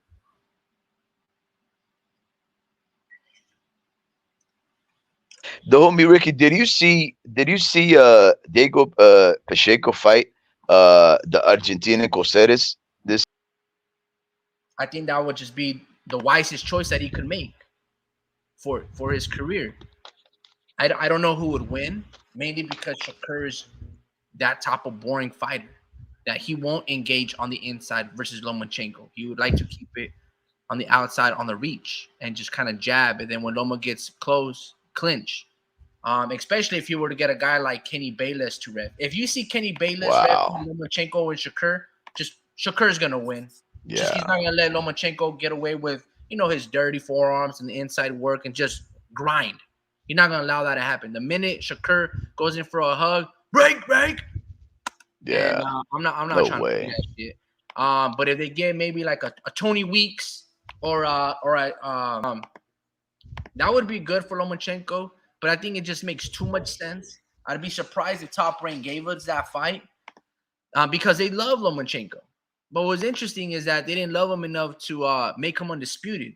If there was ever a moment where you can pay out some reps and keep it close, and to make Lomachenko kind of retire and walk away on a good note, it would be that time, and pay off those judges to get that decision over Devin Haney. I guess they didn't love him enough to do that. El Pachuco goes, Canelo and Loma are the only boxers that consistently fight bigger guys in their prime. That is at the heart, pound for pound. Also, maybe Alexander Usyk. I agree. Yeah. Look, El Pachuco, you have not said one thing bad or incorrect at all in the chat, bro. No, I he's completely agree. Like everything that you've said tonight yeah. is completely truthful. Yep. Um, yeah, And there's that's Naoya what we anyway. do. He's moving very That's similar why like that. the fans love those three fighters because to that point, they always take on the challenges more or less that we want to see. They're always fighting the bigger guys. Lomachenko, maybe. The reason being is this: Lomachenko, he won a gold medal in 2012 London Olympics at the weight class of 132 pounds. When he turned pro, because he had already won one at 126. When he turned pro, he started fighting at 126. But as an Olympian, he already won gold at 132. So he was always a 130, 135-pound fighter, right? Kind of like Manny Pacquiao.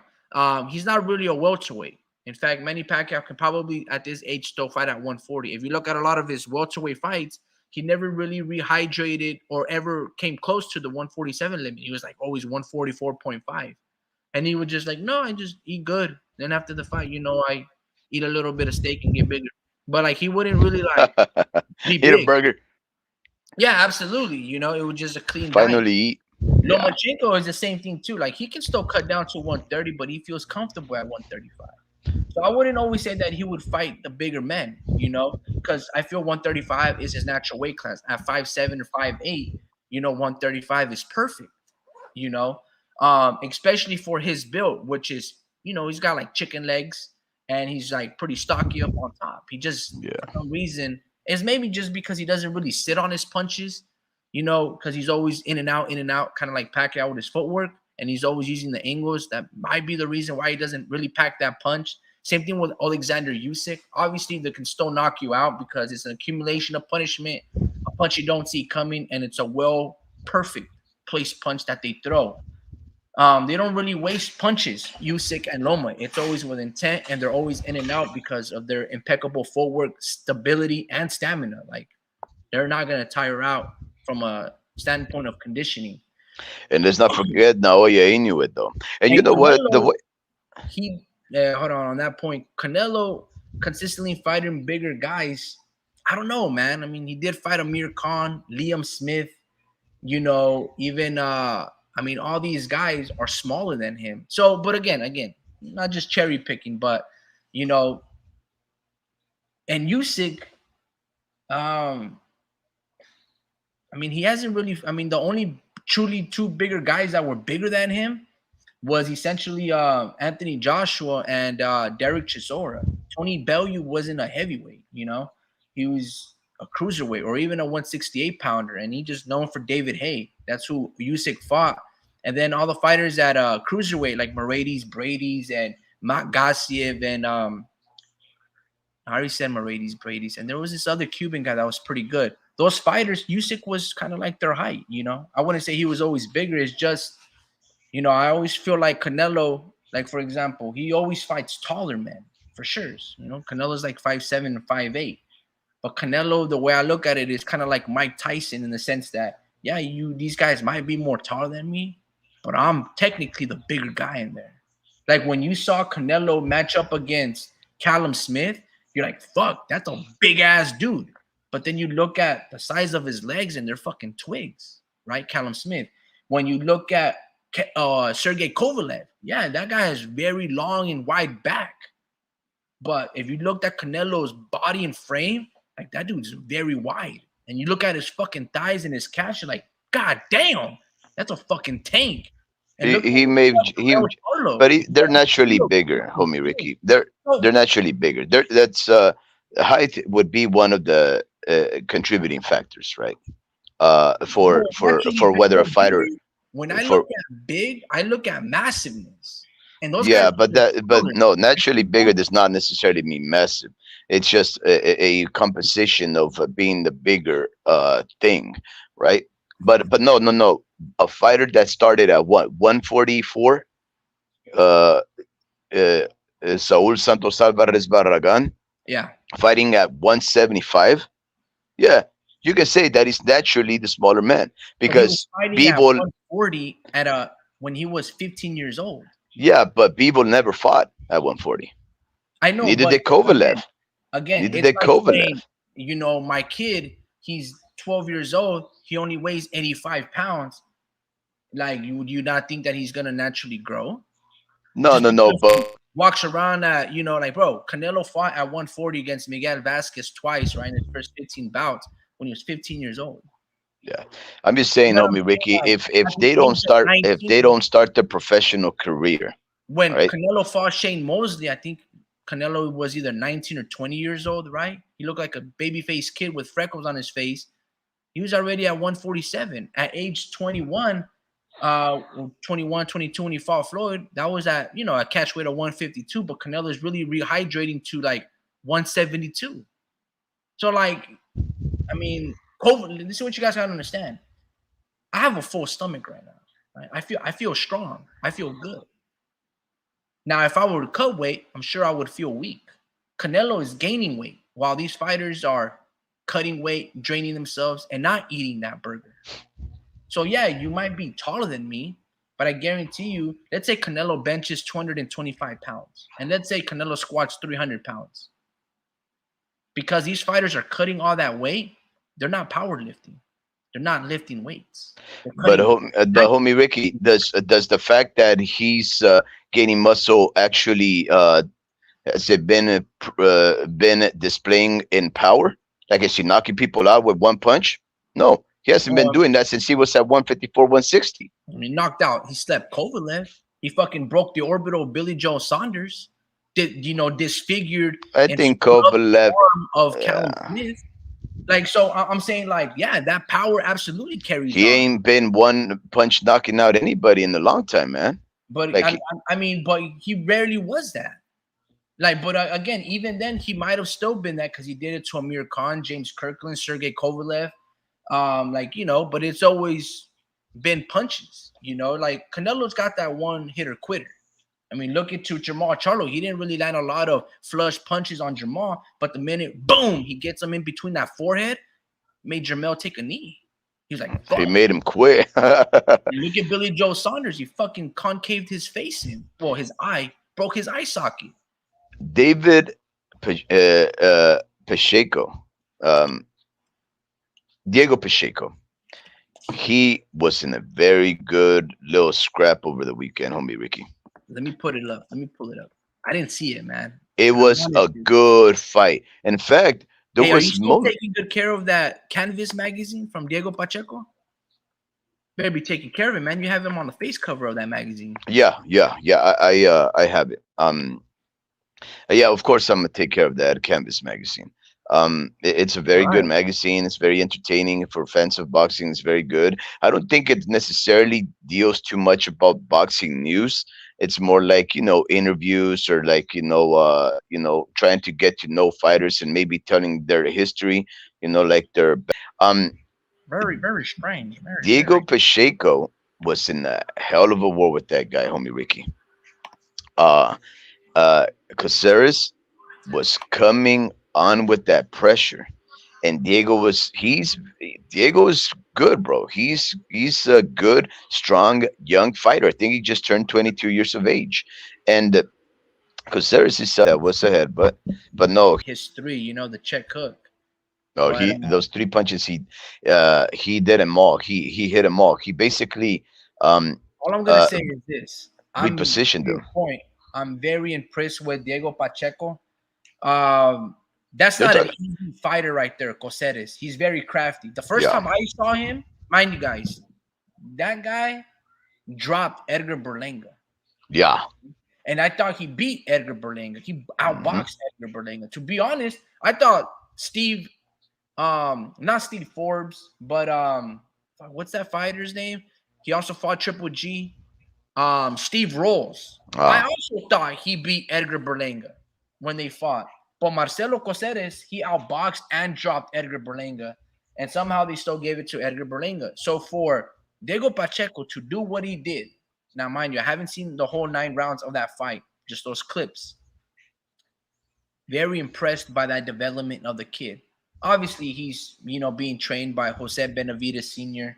Hence been sparring Jose Benavides Jr. and obviously David Benavides. So he's getting good, tough fighters that are up and comers or established or right there knocking at the door to be a champion, right? And David. mhm, And hell, even Jose. I hope Jose pulls the upset against Jamal Charlo. Means fucking plus 550 odds. I'll take that over a guy who's been almost inactive for 3 years.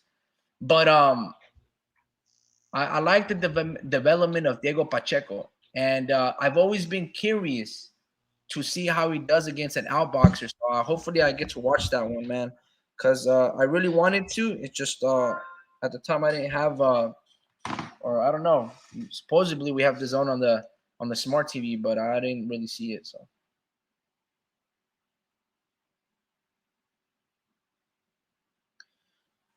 but That's, yeah, man, it's what would I'm you not too think? sure, homie Ricky, but I think he may have called out Edgar Berlanga, You or know Eddie what? Hearn did, or Eddie Hearn. That would be a good fight. Diego Pacheco versus Edgar Berlanga would be amazing. Yeah, I agree. And if not I Diego agree. Pacheco, I would say, what about Virgil Ortiz versus Pacheco? But then I'll be like, let's get Virgil a couple of Wait, touches. wait, wait, wait, wait. Why do you keep saying that? Virgil Ortiz is not fighting at 168. I mean, Robert Garcia said that he could envision a day where Virgil is a champion at 168. It was a little giant boxing, bro. Let me pull it up, man. That's crazy. He hasn't even fought at 154. Why would he just like? So he doesn't envision Virgil being a champion at 154. I don't know. No, I don't see him at 154. There's too many good fighters there. 160, no, I don't see him being champ there either. Just skip all these divisions and go to 168. So Diego Pacheco calls out Berlanga and Munguia after KO win. I beat you both. Wow. Against Berlanga. Wow. It's a 9 minute Munguia. interview. And right here, Robert Garcia goes, this is the title. And Little Giant Boxing is not really one to like clickbait, right? Yeah, no. He goes, Robert Garcia on training Virgil Ortiz again. Virgil Ortiz will be a champion and move to 168. So that's Little Giant Boxing, right? He used to work with Marco Contreras. He's not one to really put those messages out there. Now, I watched, as you guys can see the timeline, 13 minutes of this 22-minute episode. So let's continue watching, and maybe they elaborate on that issue. Hold on. Lindolfo Delgado right behind him. I challenge myself too. My team challenged themselves too. Okay, we don't have the 5 champions that we've had at a time. Total 14, but there was a time where I had 4 or 5 at the same year. Okay, but let's focus on the young ones, on the prospects, on the ones that could be there one day.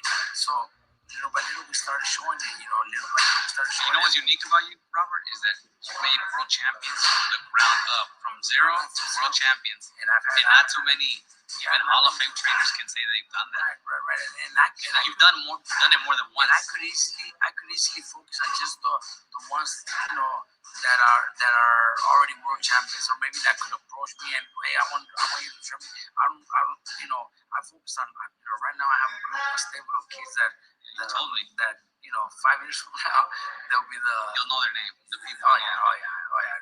They'll be world champions. I have at least 6 or 7 kids that are sensational that will be there one day. I'm glad I'm able to work with different promoters too. Top Rank has always been great to me. Matchroom has been great to me with Bam and putting some of my other guys on the cards, which is something that I'm very grateful. Top Rank does the same.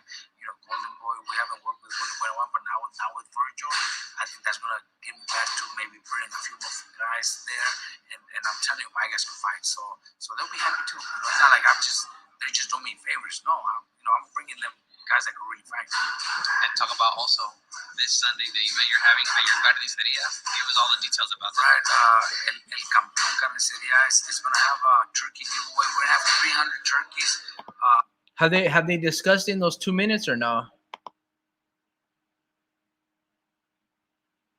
I didn't hear no part about Virgil Ortiz going up. What I would do, homie Ricky, is I would look into the comments to see if maybe somebody time-stamped it, because sometimes there's like heroes without a cape. Let's see.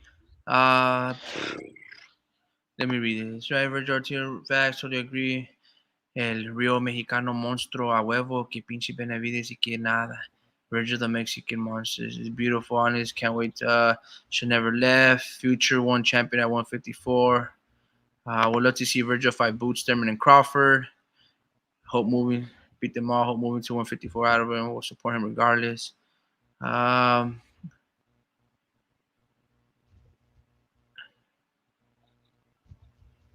don't see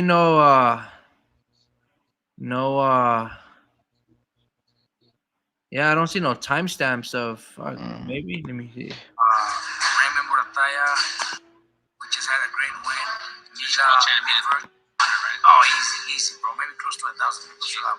Like, I'm not surprised. He didn't stop it. I'm gonna have to watch it on my own time, right? Yeah. 3 minutes to see what they say about to see, when he mentions the Virgil move to 168. Don't you be on Ring IQ's chat always big upping Crips?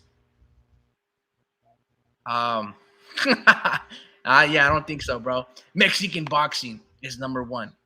Yeah, it's up there for sure. I do not only Crips but also Bloods. Oh, you do, Speed? No, I don't know. I don't know what a Crip. Look, I think a Crip is a gangster, right? Yeah, but Mexican boxing saved boxing this weekend when Crips ruined the sport with their bullshit. Yeah, bro. We're Mexican American, bro. We don't really gangbang on here, bro. Like, what are we talking about? No, I think there's some channels that they are very Yeah, biased in favor but of we're the. not those channels. Yeah, Like, no, we're not. But I think what a you crip can get on means my is throat means like a about this, black you know? fighter. I think Yeah, a crip means a black fighter, and it's I funny know. though because they call it, and then the black fight fans called the Mexicans some other stuff. I don't know. It's just ridiculous. Something funny, bro. Yeah, no, that was funny. Don't Yeah. you go on Q's chat, always big up in Crips. I'm Big gonna leave that upping. one on there. Hold on, let me see if I can find this little post. Big upping sounds like something a crip would say. wasn't there. So I think those two right now, Remy's in a great moment right now. With his last couple of wins, and Virgil obviously being back with me is great. Virgil will be there, hand me out in the training. So Last thing I want to touch before I let you go, Robert, is they just announced today, right now, Fury versus Usyk, February 16th, I believe, in Saudi Arabia. Yeah, it's a mix. February 16th. Yeah. McGregor had no chance. But and during the fight, other MMA guy had doing this fight at 54, a little bit over. I think it's gonna be a few pounds over 154. Oh, you guys hear that? Yeah, keep going. I'm gonna rewind it a little bit. Hold on. Yeah. I think doing this fight at 54, a little bit over. I think it's gonna be a few pounds over 154 just to get back in there. I can't imagine how much stronger he's gonna be. The kid is just too strong, man. We were talking about it earlier today, and we never, I don't think we ever mentioned it, but doing mids with him, holding the mids, and he hit so hard that before he left, when I was still working with him a few years back, he hit me so hard that I got a big old bump right here in my under my like close to my armpit. I had to go to the doctor. What do you mean a bump? A bump Because he hit your hand. because he hit me so hard. I remember it was my right. I had to go to the Like a little tumor or to something. to get surgery because it was a big old bump right here, and it was just getting worse and worse. And it was from Yeah, just from probably punching my inflammation hands. and shit. It Yeah. was, it was, that kid's strong, and we were talking about it earlier. How do you fix it? Huh? How do you Not fix it? from fucking blood or something. Cause it was from anything, but yeah, it did happen. And Ricky brought it up. You got the rest. It looks like He Rabdo looks is really gone good. He now. looks healthy, training hard, punching harder than ever. I'm excited because I have no doubt, no problem that I have no question that Virgil will be champion. This And talk about the champions in that division at 154. well, one of them, Charlo, Tim Tszyu. one of them has 3 belts. Yeah. Charlo, and the other one's Tim Tszyu. Great fighters. Both are great fighters. Tim Tszyu just got his title, recently. So just so I don't spam their whole channel, but whatchamacallit, it sounds like they're gonna fight in between, 154 and 160 just for a comeback fight, little tune up.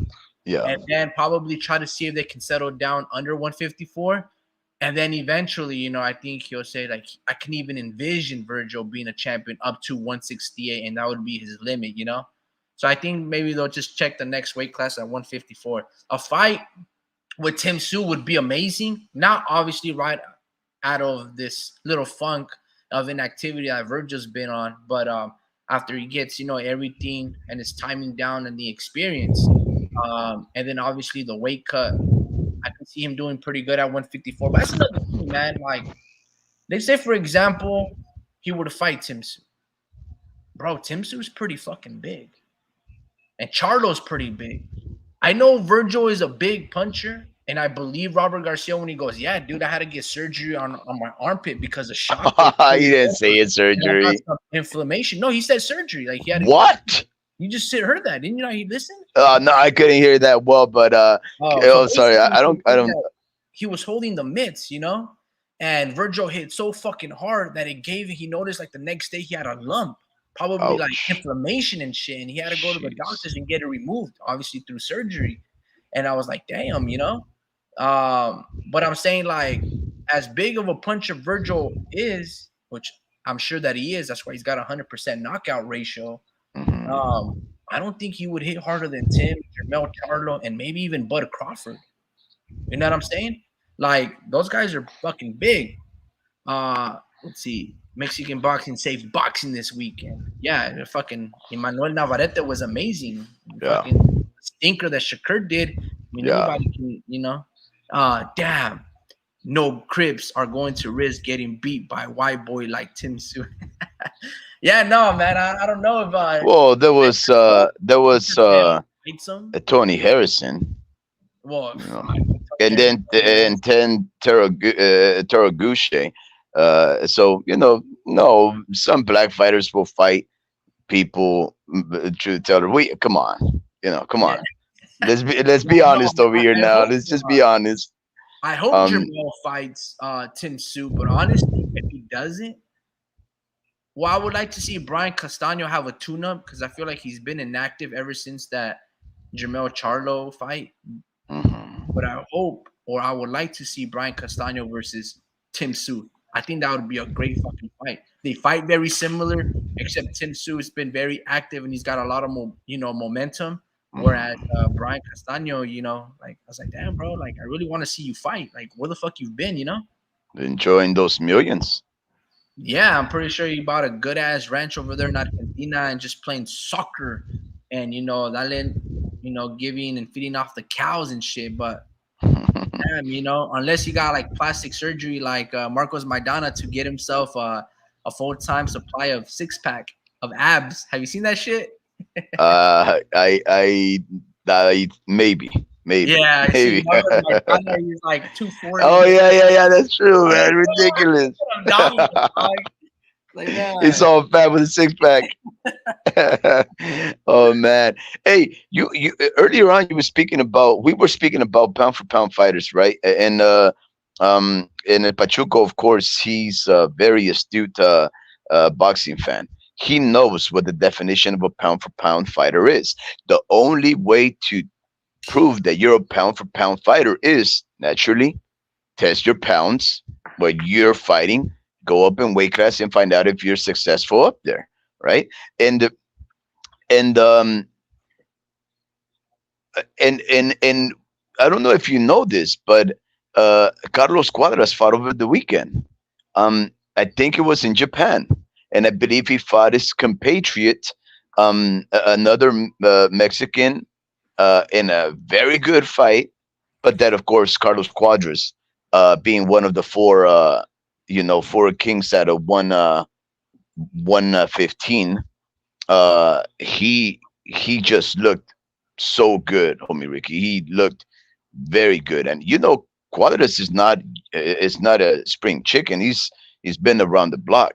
He he was still able to knock down his foe. I didn't get to watch it all. I watched it like halfway. I can't remember what happened, but I was like, I have to tell everybody, Carlos Cuadras just fought. And if I'm not mistaken, a Japanese fight card, because it started at 5 o'clock in the morning. I just randomly just turned on the TV to start my day, and I looked at the zone, and there was some fights going on, and okay, all right, whatever. Carlos Cuadras ended up fighting like around 10 o'clock in the morning, or whatever. I can't remember. Maybe I watched it in the replay, but that was a very good fight, homie Ricky. It's a very Yeah, good fight. I had seen that Carlos Cuadras was coming back, pero I didn't know what channel or anything. But I guess he was in a 50-50 matchup, on paper. At least Mhm. that's what I saw on the betting odds, but I didn't know who he was fighting up against, to be honest with you. But yeah, no, man, I like Carlos. I think he gave Chocolatito a good couple of fights, maybe even beat him in the first fight. If they fought more than twice, if not, maybe it was just And that one time. and the only reason I'm even bringing that up is because there is some truth to what hey there is some truth to what Truth Teller is saying. That's it would be ironic, if it wasn't, Well, let's but talk about it. He says Crawford, another Black American tussy, ducking bullets. Another crip afraid of taking a risk. Well, let me put yeah. it to you like this, man. It's the same thing as Canelo not wanting to fight David Benavidez. Why would he fight David Benavidez? Why would Bud Crawford fight Boots? It's literally the same thing, right? Um,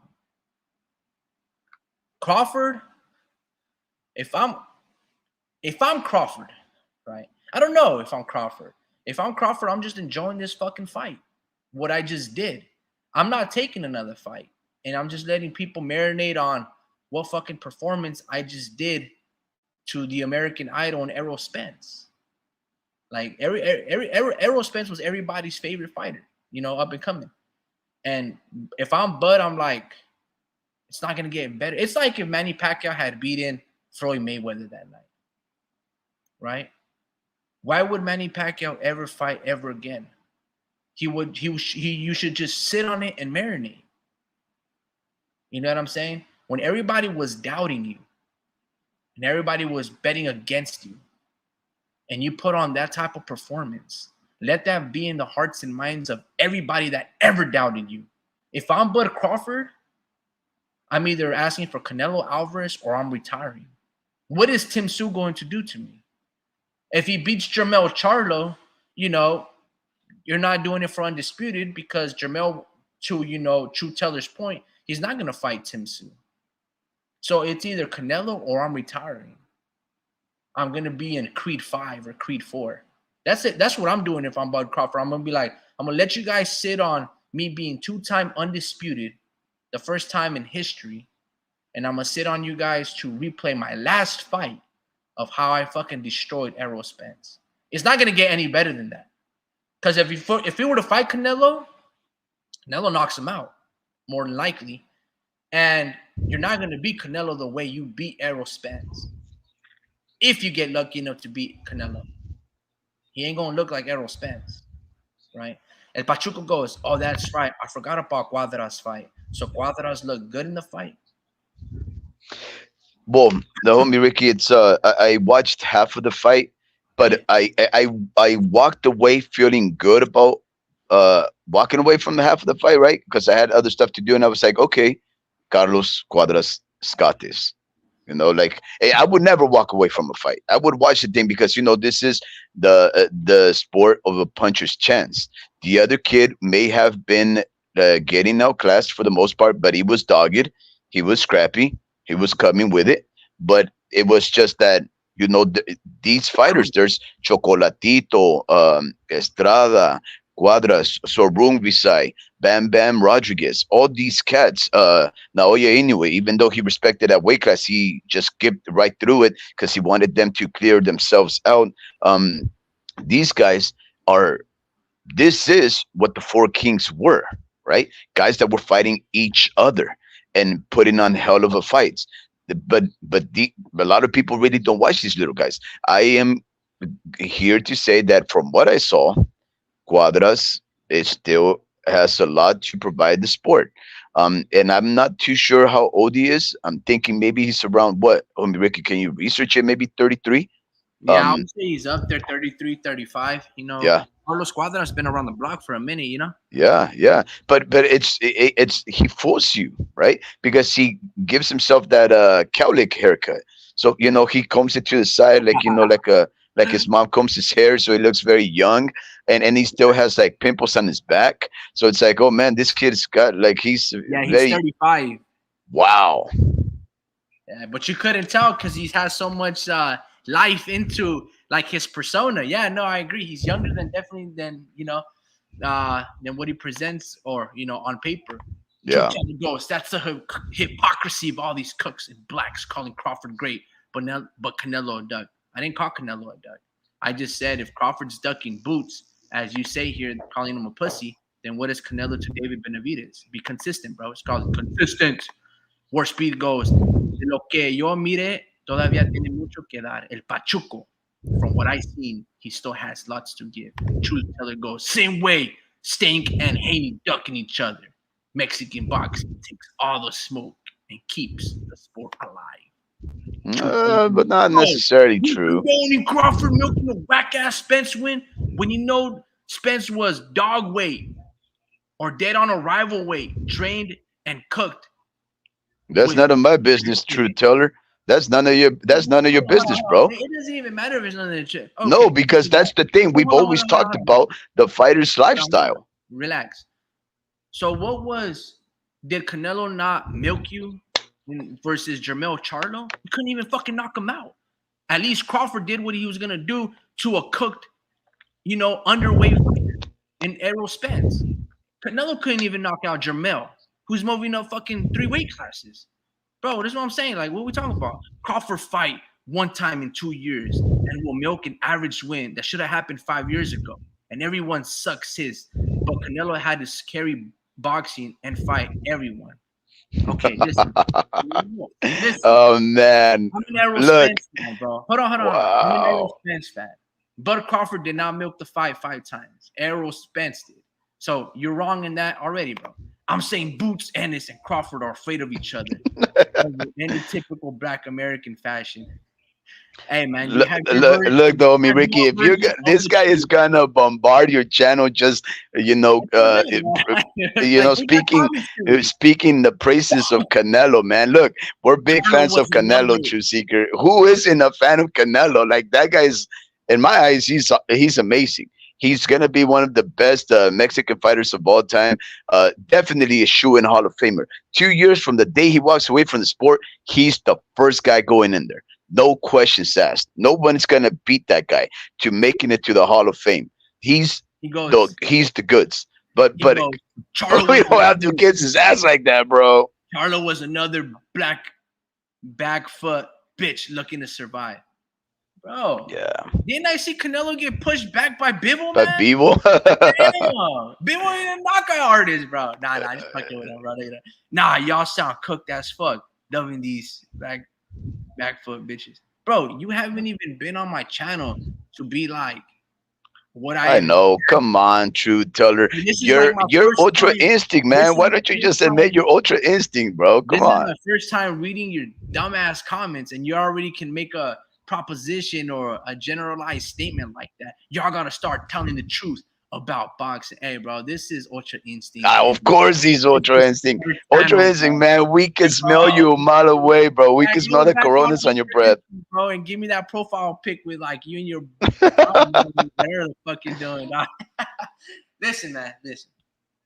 Nah, you're welcome here, Truth Teller. You're welcome here, Ultra Instinct. In fact, I don't know about you, homie Ricky, but one of the funnest times we had, in my opinion, was when Ultra Instinct assumed 5 different personas, and he was bombarding us, calling us all kinds of names, and saying that he was from the CCD coming to attack. I'm thinking to myself, listen, I'm not too sure what a CCD is, but it sounds painful, likely something you can cure with penicillin, right? But we're just boxing fans that try to engage our listeners, entertain all notions of the sport, and we don't care what color your skin is. We don't care what nationality you are. If you can bring it, you're going to get our respect.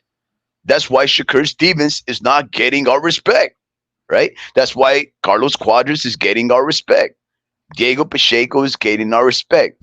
Navarrete, Conceição, Abdullah Mason is getting our respect because they come and bring it. Exactly. You know what I'm saying?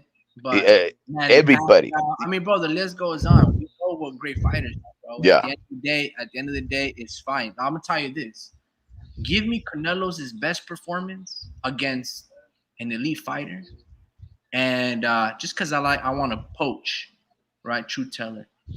And what fight of Canelo was much dominant than Bud gave you against Errol Spence?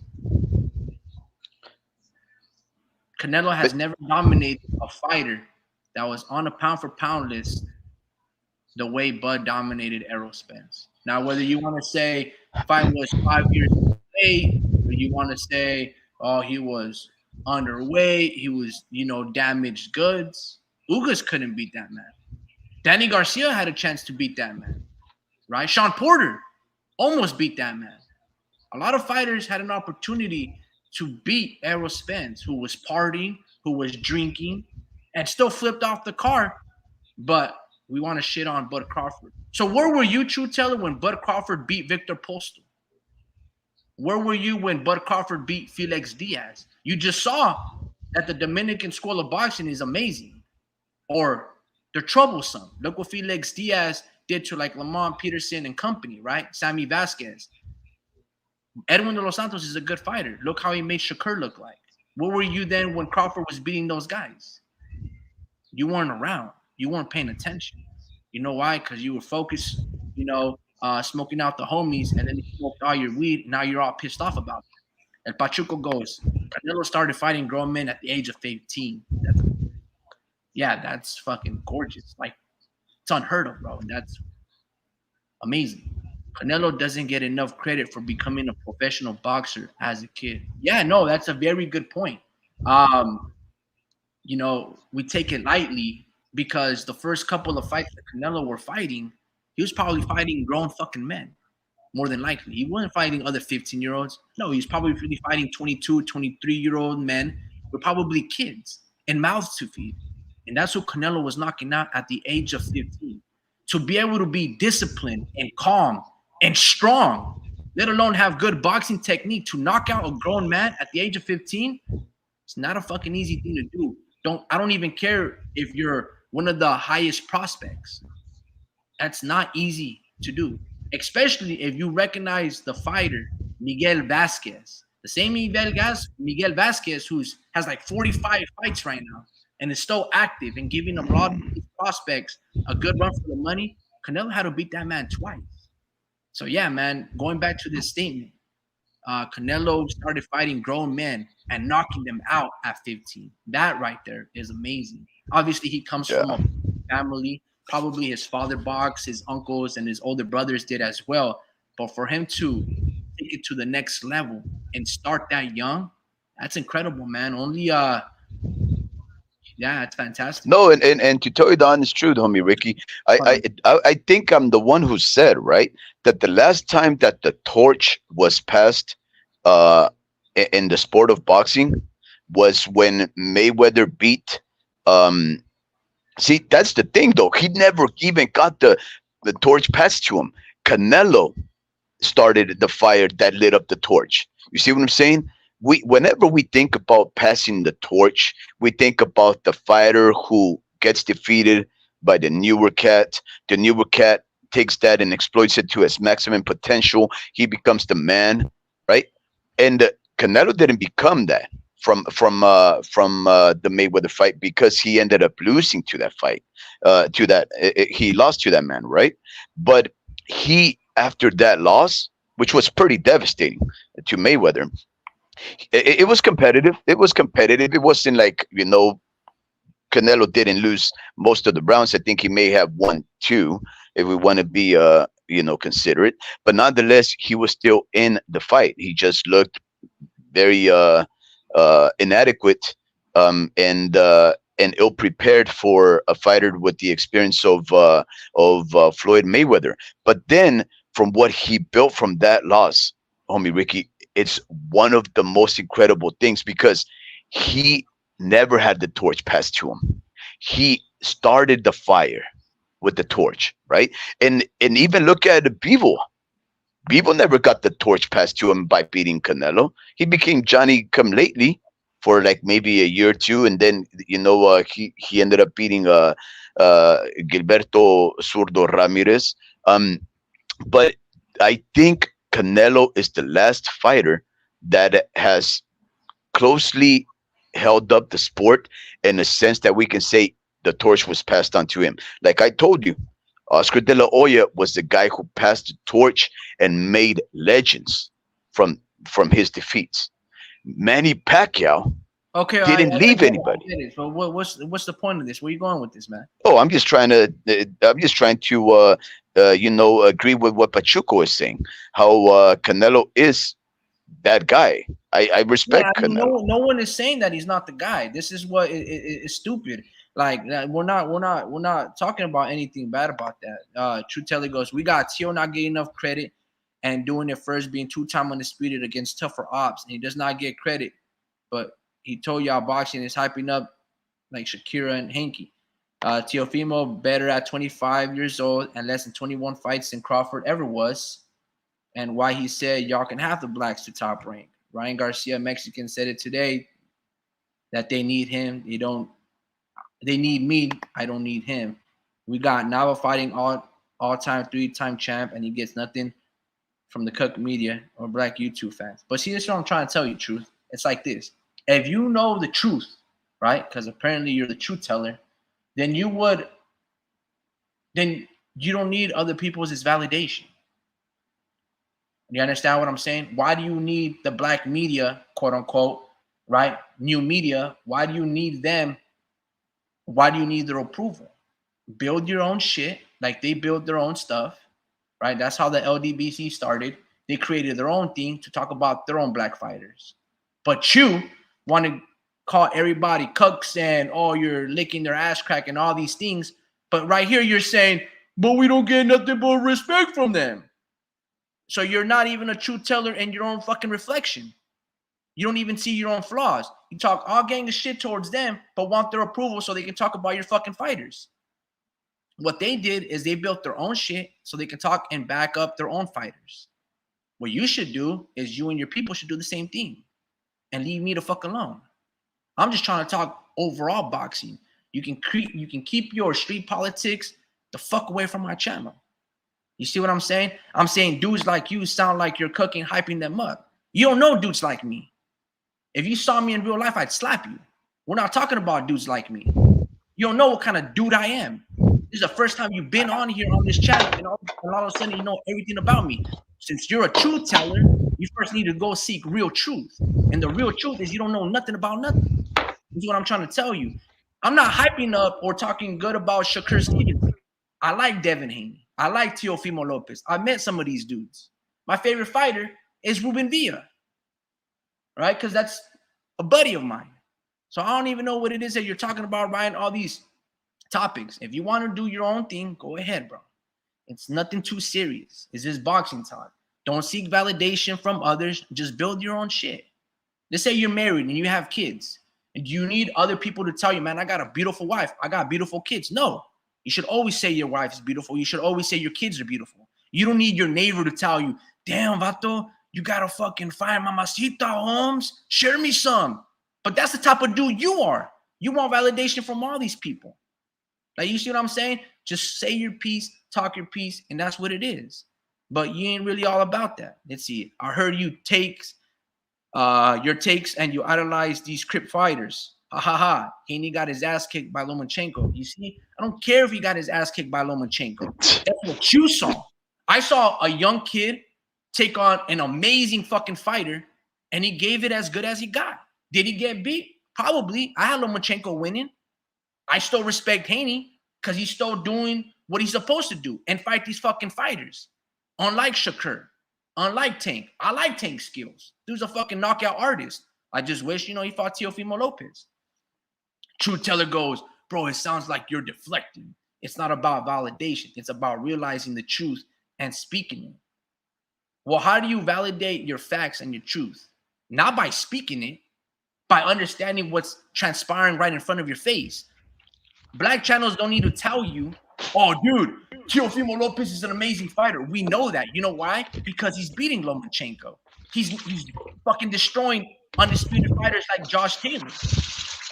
I don't need other people to speak on what I fucking witnessed.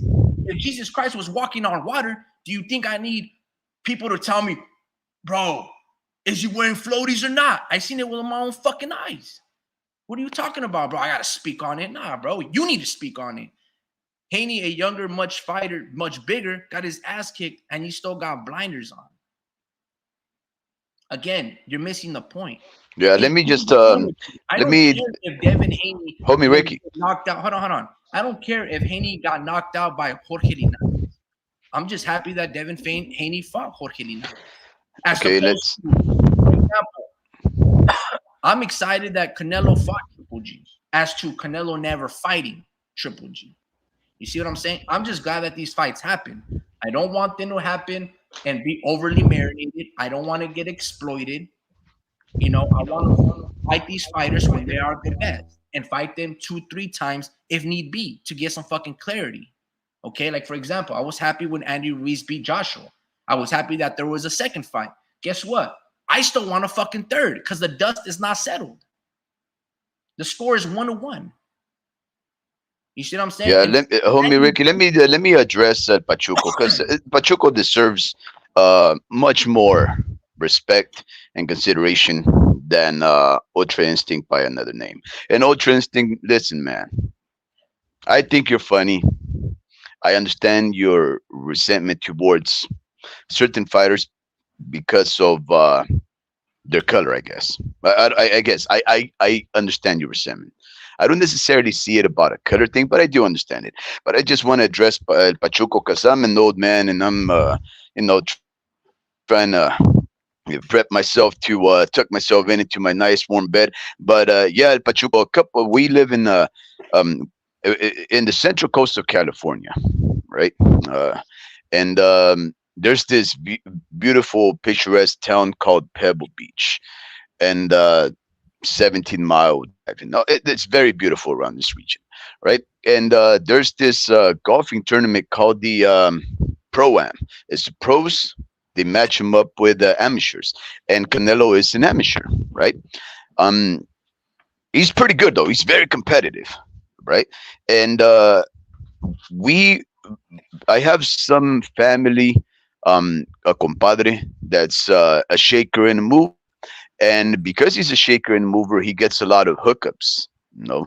Um, and I was able to get these VIP tickets to be part of Saul Santo Alvarez Barragan's entourage. So we get to walk with them, kick with them, go to brunch and all kinds of stuff. And my wife and his newly, I think he'd been married with her for like 2 years by then. They were kicking it off. Now, of course, with me and Canelo, I didn't know how to approach the guy. Like, do I just talk boxing forever? And like there was questions. Obviously, we talked a lot about it, and of course, Daniel was a fan. That's why my compadre was, you know, he said, "Shh, you're the biggest boxing fan I know, so you take it." So we went and we had a very good time. And he's actually very funny when he's playing the sport of golf. Just like in boxing, he takes it absolutely serious, and he demands respect. He demands your attention, so that when it was his turn to swing, everybody was completely dead silent, right? And of course, he was one of the more popular amateurs that had, the people following, walking behind him. But we, of course, had moments where we were very close to the guy, and there was another couple of guys that were drinking their Arnold Palmer's, their lemonade with their alcohol, and they were messing with Canelo. They were saying, Canelo, if just a couple, me and you, nomás nos damos uno, like, one round, give me one round. And Canelo was like, no mames, way. Like, cause I'll, like basically saying, come on, you ain't gonna shut the fuck up, And he just, when he needs to have fun, he'll have fun. But he does look like a very serious, stuck up individual until you break that ice, until you start engaging him, and then he just comes out, and it just proves himself that he's a human being, an incredible, athletic, uh, human being that respects you, but he also commands respect. Um, and we got to kick it with him for a few hours. I was actually interviewed in the news, talking about him because I stand out like, I stand out. And then, of course, me and my Chicano power hat. Yeah, yeah. So it was a very good event for uh, for uh, for myself and my wife to hang out with the legendary fighter. And I just want to say, yeah, if you guys ever see Canelo, look, I would say, say hola, Saul, or Canelo, whatever you guys want to call him. But don't kid around with that guy until he lets you. But he is an approachable person. So just wanted to say, yeah, he's super cool. He's a very cool dude. And that was it, homie Rick. I just wanted to throw that little thing in there. Yeah, right on, man. Right on. True Telegos, now Shakira, a damn junior middleweight, calling out Loma while ducking Haney. Look, man, I thought Edwin de los Santos looked bigger than Shakur, man. Edwin has some big ass shoulders. Shakur looked pretty small, which is probably why he was running around. Look, man, I think the junior middleweight statement, I think that's Jermaine Ortiz. You ever seen his weight cut? That guy's super big and fighting 135. Of course, Haney fought Loma. It's a smaller, older white boy, meaning ducking his toughest black American fighters. Look, man, I think all these Russian fighters do the same thing too. They sure as hell don't fight one another. Hey, yo, Speed, you're gonna have to hold it down, bro. I'm about to wrap it up, but I'll be at home like at 15. So if you want to talk 15 or not, just let me know. No, let's just. I'm just gonna end it by saying, listen, guys. Uh, Ultra Instinct, Ultra Instinct, Truth, aka Truth Teller. Um, it's okay, man. It's okay to feel angry. You know, you'll get used to it. I do understand if you feel maligned and ignored by the powers that be, the big media, about how they don't necessarily bring the light to some of your favorite fighters. That's okay. I have favorite fighters. The only thing is, your favorite fighters don't have to be. They don't have to be your countrymen, or people that speak your own language, or people that have the same skin tone as you, because good men come in all colors, douchebags come in all colors, right? And when you're involved in the sport, like my family is, we're pretty deep, generations deep, whether we've trained or raised fighters or we fought ourselves. When you deal with a lot of people from all parts of the world that fight, you learn to respect them, because we bleed like they do. They hurt like we do. And even when we fight, we go and shake the other guy's hands. And now, mind you, listen, we may have taken a loss. Our nose may be busted. Our ankles hurt. Our body torn to shreds from the guy across us. And we still walk over there and we shake their hands. Why? Because this is competition. But we're competing because we want to be the best, not because of the skin color. We're trying to beat one person at a time. And sometimes you're going to be your own people. I'm a Mexican American. My son is an American. You know how that goes, right? The more detached you are from the old country, the more you become where you at then. The culture changes. Now, I'm happy to say that I do provide lots of culture for my family, in the sense that I do retain a lot of our Mexican roots. But I'm not a Mexican. I've said it before. Mexicans live differently than us of Mexican descent in the United States of America, right? I would never say that I'm a Mexican if I'm not, because I'm a poser if I say that, just like a Mexican would never say he's an American when he's not, because then he would be a poser, right? So, but there will be times when we're gonna fight a Mexican or a Mexican American or a Chicano or whatever you want to identify yourself, right? We're gonna fight black men. We're gonna fight white men. So when I hear people being divided by color, like or race, to the point that you call these people derogatory terms like cribs or white boys or whatever, that lets me know that you don't fight, right? Because then you would be ducking the brown man. If you're a brown man, you would be ducking the brown man, because you have some kind of connection with them, right? That's why you fend for them so much. But I assure you, like you've been saying, Mexicans did save this week of boxing because they are tough. We respect Mexican fighters. But if you're a Mexican fighter, you're going to fight a Mexican fighter. It's just how it is. There's not going to be no tribalism there. You're not going to be like, oh, brother, let's just fake the funk. Let's just walk around each other in circles because me and you are brothers. Me and you, carnal. That's not how it goes, bro. You're gonna punch the shit out that guy. Oh, sorry about my curse words. You're gonna beat that boy.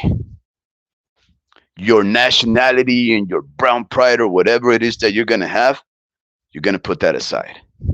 Because that man across from you, that may even share the same last name as you, he's here to maim you, he's here to hurt you, and you're supposed to do the same thing to him. If you do not go with the same energy against that man, and you go with more energy on another person because of the difference between you and that other person, then you're not being authentically a fighter. You're taking shortcuts. You're you're a poser. You're trying to be a Cesar Chavez or Martin Luther King. And this is war, buddy. We're here to die and kill in the ring. So, Ultra Instinct, aka Truth Teller, brother, step into the ring. Just take it up as a sport. Most gyms will give you a week training for free. And just tell that coach, be like, pit me up against whoever.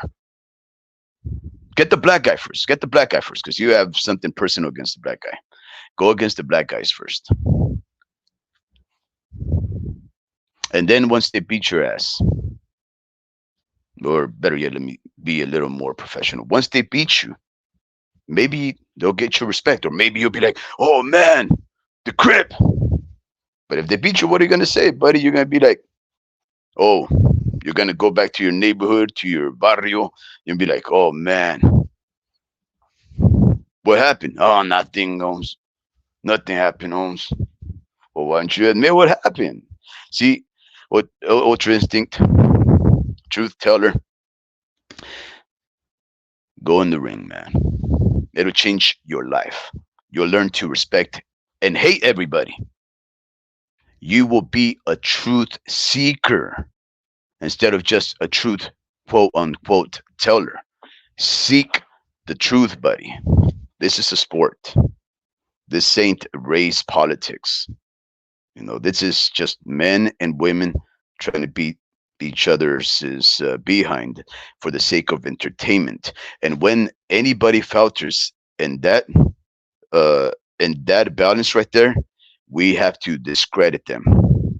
Shakur Stevens did not go out there to perform and entertain. Thus, we discredit him.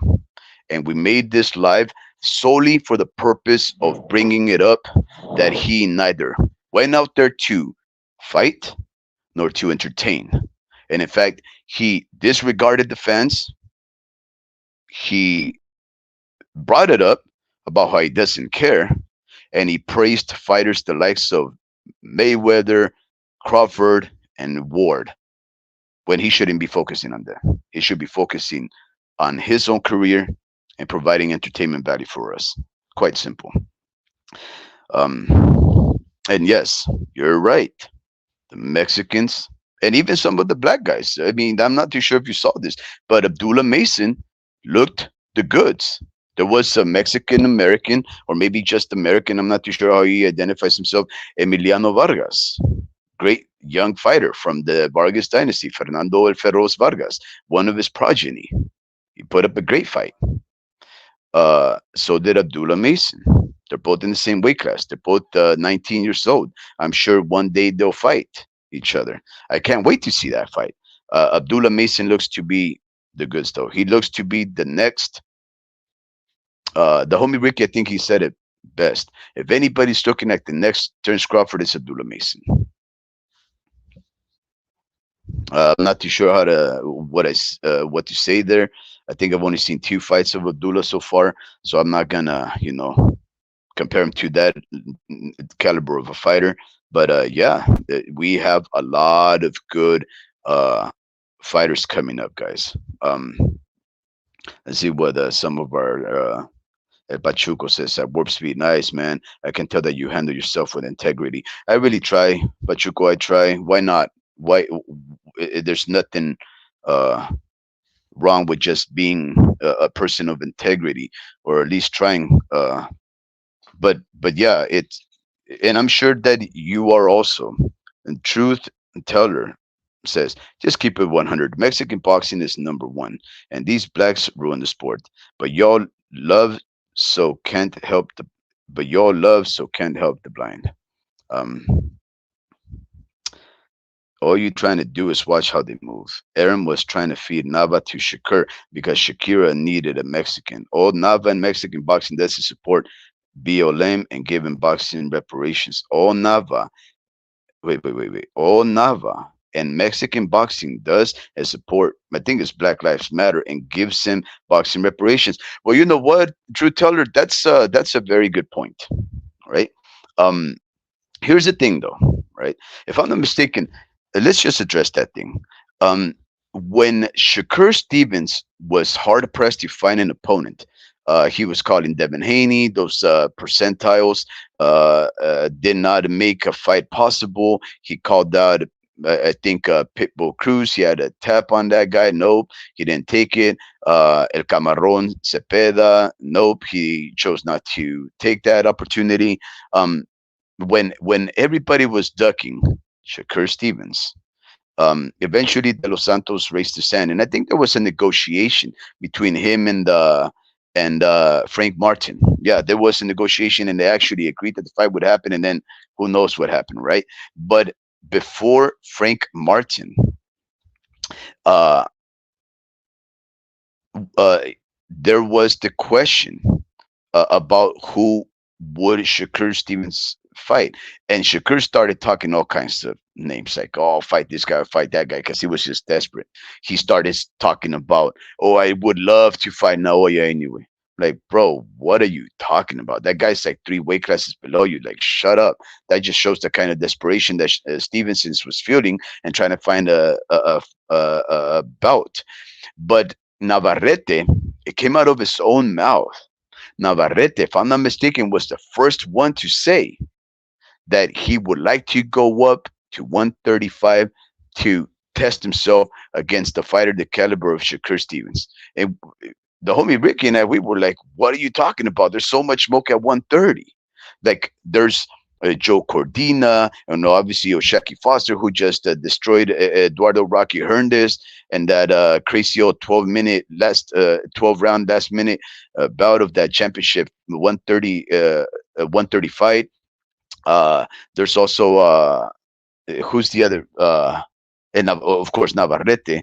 And who else has the other 130? Who cares, right? But anyways, he's the one who he would go up to fight Shakur Stevens. And I said, why is he selling his booty? Why would he talk about selling his booty? Right? Bob Arum may have proposed it, but guess what? Nobody is telling Navarrete to go up there. But of course, Navarrete, like most of Mexicans, they're not afraid. Like you say, he's not afraid of testing himself. He's definitely not afraid of making more money, because Mexicans work hard for their money. But he is selling his booty, right? So you're praising Mexican champion Emmanuel Navarrete for selling his booty. Nobody's forcing him to sell his booty. True teller, he's willing to prostitute himself for the highest bidder to promote a fighter that's likely gonna beat him because he's a bigger fighter. If a fighter with an 8-0 record almost beat him, that Australian, why wouldn't we think that somebody that's a silver medalist in the Olympics, who's fought in other Mexicans that are one knockout punch artists like Oscar Valdez, or other former Olympians like Robson Conceição, why wouldn't Navarrete lose to that guy? He's selling his booty, and you're trying to justify the fact that they're willing to sell their booty off so that the black man could make money. It's crazy. Like, I don't know what, like, you don't see why that's bad. Like, do you praise the fact that Navarrete would sell his booty? No, it's crazy, man. It's crazy. Well, you know what, truth teller? Let's do this. If you think Emiliano Vargas will be the next Mexican star, well, I don't know if he's Mexican, buddy. I don't know if he's Mexican. You see what I'm saying? He may be American. You got to ask him what he thinks he is, right? Who does he represent? A country that he was born and raised in, or one that is parent? I don't even think Fernando Vargas was born in Mexico. Like, come on, he's gonna be an American champion. Abdullah Mason is gonna be an American champion maybe one day, right? But one day maybe me and you can come back and talk about who won, Emiliano Vargas or Abdullah Mason, because that's a hell of a fight. I'm not too sure who wins that, but I'm not gonna say Vargas is gonna win just because Mason is black. Um, Nobody dug Shakira. Cruz and Cepeda were not made offers, and they said he was a runner and boring. Oh, okay. So now they're ducking because Shakira is a runner and boring. Okay. Because Aaron was going to give Nava his biggest purse for Shakira. Yep, that's what I said, right? He's selling his booty. Aaron offered Nava a fight with Shakira at 130, and Shakira's team turned it down. Why would they fight it at 130? If Navarrete had barely gone up to 130 when he had just barely beat uh, uh, Ruben Villa and had a tough fight afterwards, and then had to go to 130 immediately afterwards, and he looked like booty in his very first outing. I don't know, True Teller. I'm not the guy with the greatest of memory. My recollection is not the best. I'll give you the benefit of the doubt there, but I'll tell you one thing: nobody's telling the Mexican Navarrete to sell his booty. Nobody's telling him that. Uh, and I don't think Shakur's team would turn down a 130 offer when Navarrete was barely going up to 130, and we already knew from years before that Shakur Stevens was not making 130. That's why his last fight with Robson Conceição, it wasn't even a championship defense because he didn't make weight by almost 2 pounds. Come on, he wasn't able to make the weight anymore. Um, Bro, they carry the Mexican flag, but it doesn't matter. It's just Mexican descent. Stop deflecting. I don't know what you mean, man. Those are fancy words. Those are fancy words. But anyways, I'm sure the homie Ricky is likely gonna want to come to argue with you, truth teller. But I'm gonna end the live right now because he let me behind to hold it down. Um, Come by next time to talk about how black fighters suck and how we're cucks or whatever. But I do want to just give a couple of shout outs. Truth teller, shout outs to you, man, and your strong opinions. El Pachuco, man, I'll tell you what, El Pachuco is a very knowledgeable boxing fan. And yeah, he's a very knowledgeable boxing fan. Um, I wonder where, like if you subscribe to magazines or something. um, but anyways, guys, um, this is and you know what, True Teller, bro, he missed weight on purpose. Y'all so blind. So here's the thing: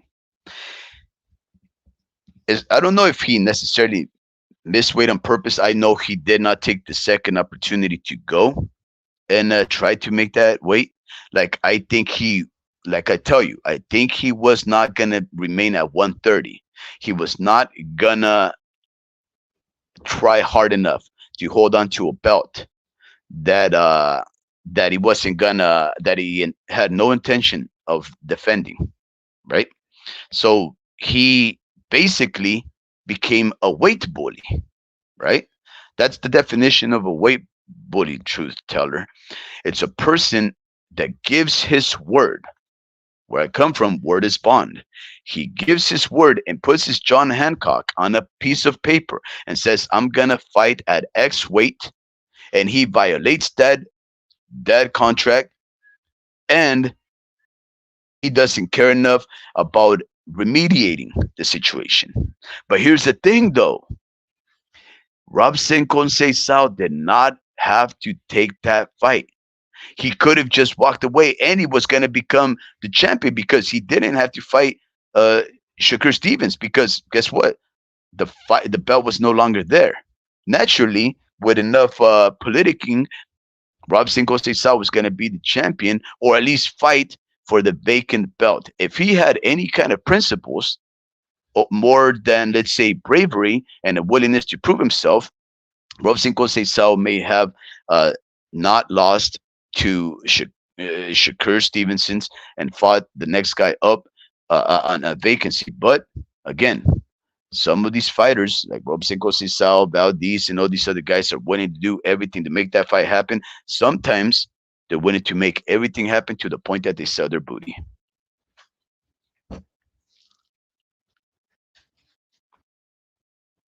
I don't know what hanky means.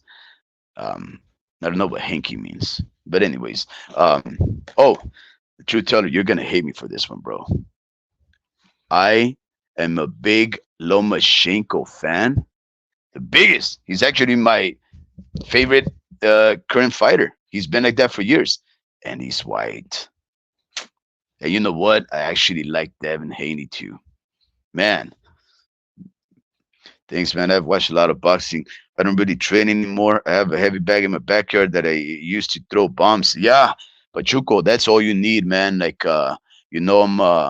I'm nearing 45, right? And you should always, the good times, punch the bag. The bad times, punch the bag. And I think you were here, Pachuco, a couple of days ago when I told you that I had some very serious personal going-ons. And I told you that I wasn't going to be able to make lemonade from those lemons. Well, I'm happy to say, guys, that it was like a dream, right? It's like a dream. Like you don't know it's happening. You don't know if it did happen. You don't know if it was just a figment of your imagination. So maybe there was no lemons in the first place. Maybe I did make lemonade, but I don't remember. But I'm just happy to say, guys, that those things that hold a man back can also lift them up. And I think I'm a stronger man as a result of these things that may or may not have happened to me. And the reason I'm talking like this so cryptically is because there's some things that should be bygones. That's what I'm trying to say. And when I let things go, they stay gone. Um, there's no me bringing nothing up or whatever. It's a bygone. It's a bygone, like a dove that flew.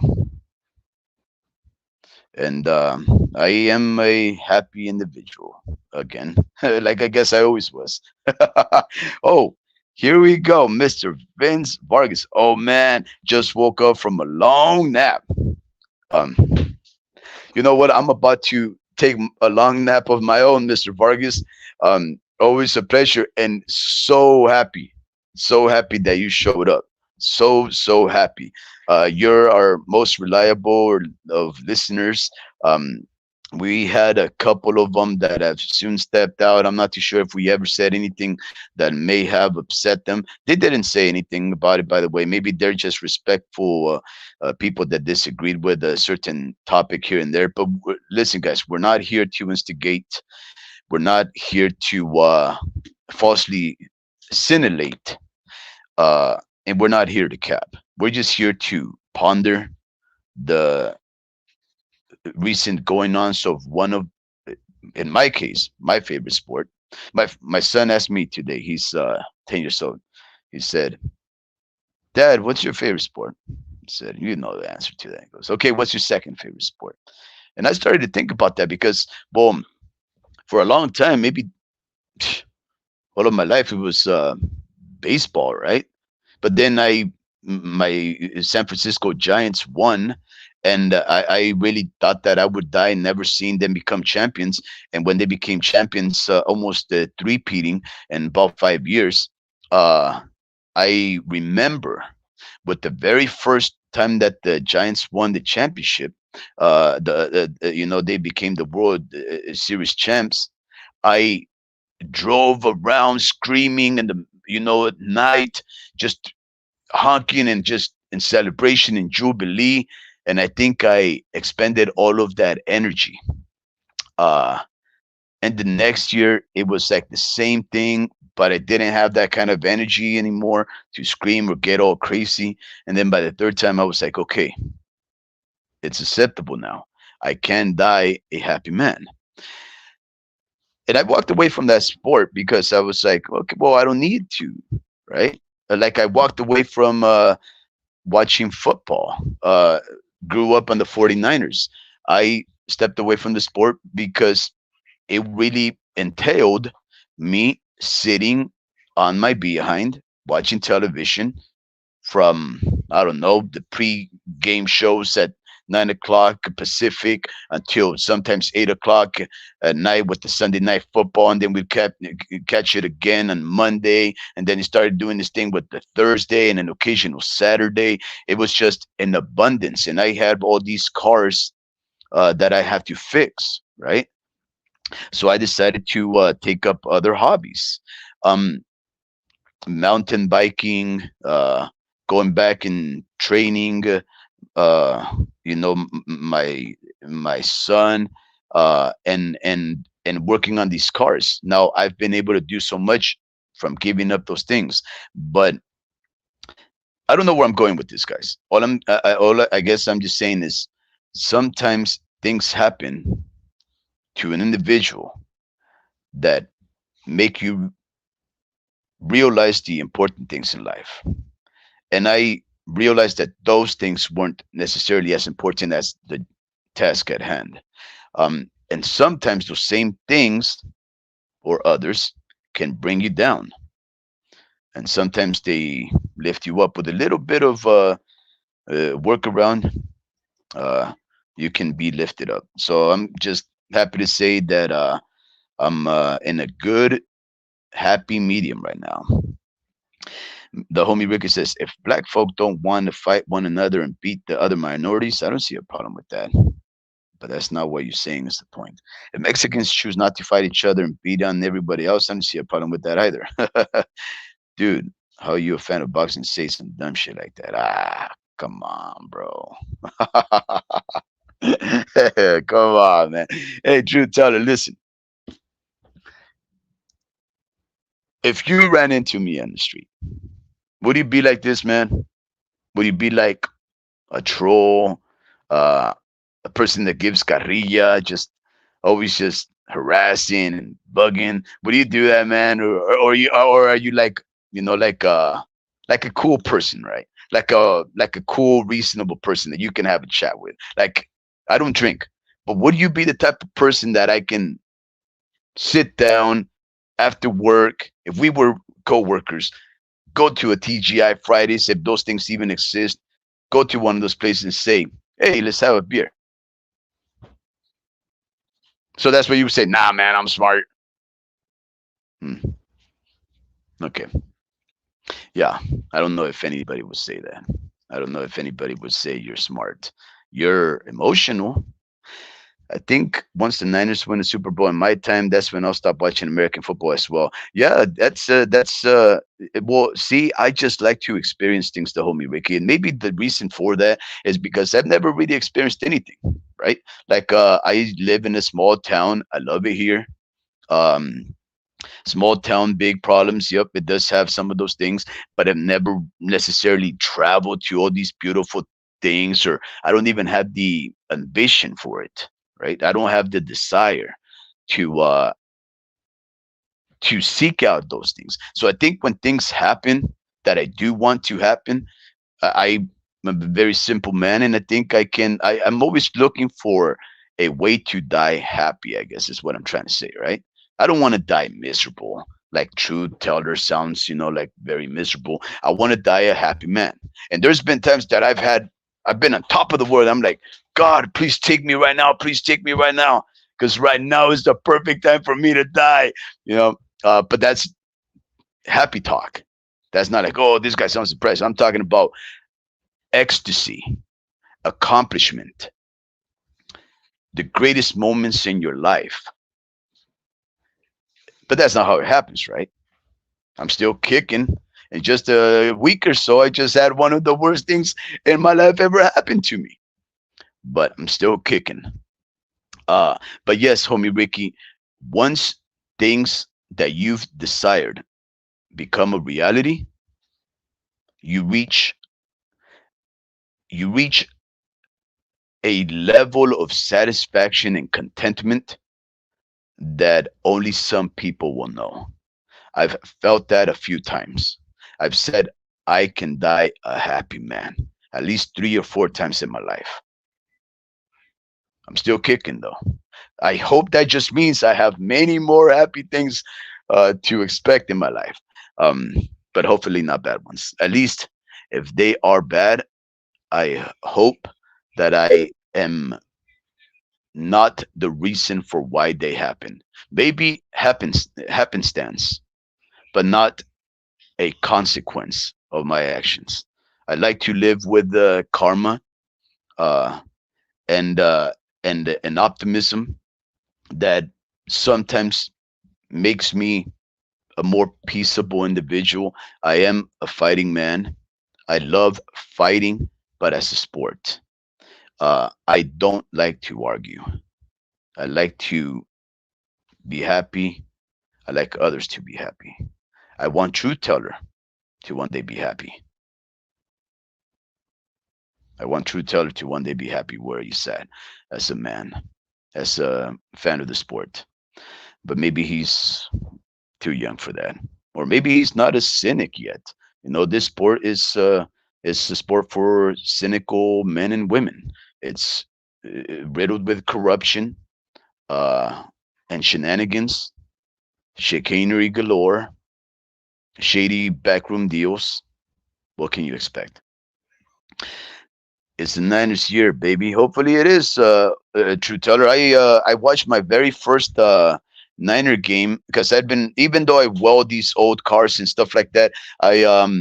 Uh I don't. I still sometimes turn on the radio. Or there's this guy on YouTube that talks. Uh, he does like play by play of the 49ers, and I put that in the background, and that's how I would listen into the games. But it's different listening than visualizing it because you know, listening leads to visualizing, but watching it is obviously a different thing. But I barely watched my first Niner game um this year after I can't remember how many years, 3 or 4, maybe longer than that. But it really was pretty fun. It really was. Mr. Vince Vargas says football is different. Don't think I'll ever stop watching football. For the Niners, football just hits different. Yeah, you know what? Yeah, yeah. I think the same thing about boxing, Mr. Vargas. I think, like I say, I think I've told this to you, right, Ricky? I said, if let me see, there are a few things that I wanted to see. I wanted Lomachenko to be undisputed. Uh, I wanted recently, obviously, I wanted the Errol Spence to beat Terence Crawford and become the man who got all 4 belts from defending champions, including what will now be a future Hall of Famer, former undisputed fighter, and now 2-time undisputed fighter in Terence Crawford. I wanted to see that. Um, I wanted to see a couple of things because I do watch so much boxing that I want to walk away from the sport also because it takes up a lot of my time. Um, but I guess I could say this, and I don't want to burden my son with this kind of like weight on his shoulders, but I would love if my son becomes, you know, uh, I'm not going to say champion, you know, because I'm also hoping that he becomes a dentist, orthodontist. I mean, but I wouldn't mind seeing how far he takes it. Uh, yeah, um, BO Boxing is coming back with the death of the PBC and head Crib Al Heyman. Well, I'm not too sure. True teller. There's those men and women that, well, men actually, because there's no women that fight for the PBC apparently. Those men that will have to find a new home, hopefully can go to the zone or maybe some at top rank so that they can start making those fighters. Cause yeah, I do agree. PBC has been it's been bad for the sport for the most part. Yeah, yep, that is right, Mr. Vargas. Visualizing makes your mind work. Yeah, that's I read a book called I think it was called The Secret. It basically tells you like the power of the mind and how to visualize to make things uh realities. Um yeah, or something like that. I was much younger and I was like, oh, this is cool stuff. What the fuck, Taylor? El Pachuco. I got to go with baseball and boxing is my favorite sports. What's your team, Pachuco? Like, who do you follow as far as baseball? Because I would like to know that. The homie Ricky says, I agree. At Vince, we used to listen to SF Giant Game on radio. That was, yeah, that was a KMBR. Great stuff. I think there was Coop and Kipe. Man, that was, yeah, time to sleep. Whoa, that's on you, homie Ricky. That's on you. It's your life, but buddy, you told me to hold it up. You said you were gonna come in 15 minutes. But anyway, ladies and gentlemen, Mr. Vince Vargas said Pachuco. Man, you guys are amazing. I want you guys to chat more because I want to know what you guys are doing. Right? This has to be an engagement, something where we respond to you guys respond to us. I don't want this ever to be a unidirectional conversation. It has to be us engaging our listeners. If you guys want to say something, ask something, talk about something, bring it on. If we could do it, we'll entertain those notions. And we don't know everything. Maybe we can learn some stuff or discover stuff together. Houston Astros and Arizona Diamondbacks, those are great teams. Those are great teams. Houston Astros, uh, they lost, right? They lost to the Rangers this year. That was a dominant uh, display by the Rangers. I'm actually happy that the Rangers lost. I'm sorry about that, Pachuco, because I like to watch teams that have never won the World Series take it for once. And I think that team had been around for nearly 30 years without ever having won once. So I'm happy for them. Obviously, lament the fact that it happened to your team, but that's, it happens. At least you guys had a few good years, and you guys already became World Series champs. And one of the she's incredible World Series that I do recall still having seen a few years ago. Um, yeah. Um, okay, ladies and gentlemen, let's call it a night. I don't want to bore you guys to death. I'm tired. I didn't drink coffee today, and my head hurts. But anyways, I wish every single one of you guys uh, a wonderful night.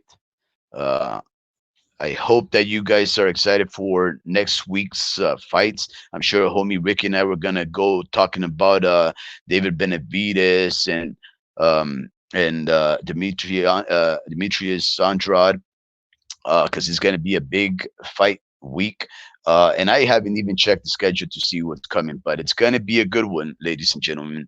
Start saving your money, calling your buddies, saying, "Hey, pitch in. Let's have a barbecue. Let's smoke a brisket, some carne asada, or whatever. Hot dogs and hamburgers. If that's what you guys want to do, gather the family and the friends. Get yourself some jarritos and start getting ready to have a wonderful weekend because it's going to be a blast. Mr. Vargas, truth teller, El Pachuco, the homie Ricky, always a pleasure. You guys are amazing. Uh, let's do it again. Yeah, I know, Tristan. You too. Have a wonderful night, man.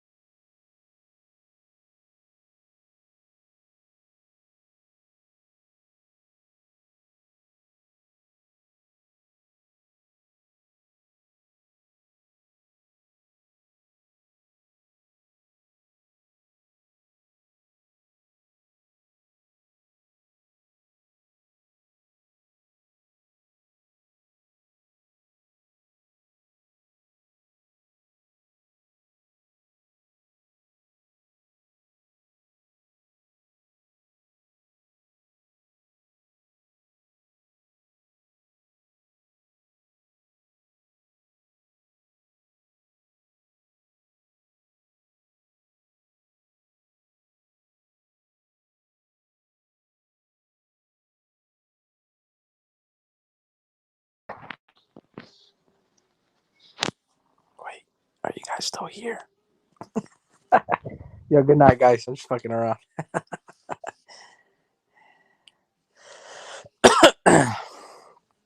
Good night, Vince. Later, Ultra Instinct. And have a good night, El Pachuco. Thanks for tuning in, guys. You have a good night. Y'all see y'all maybe on Monday.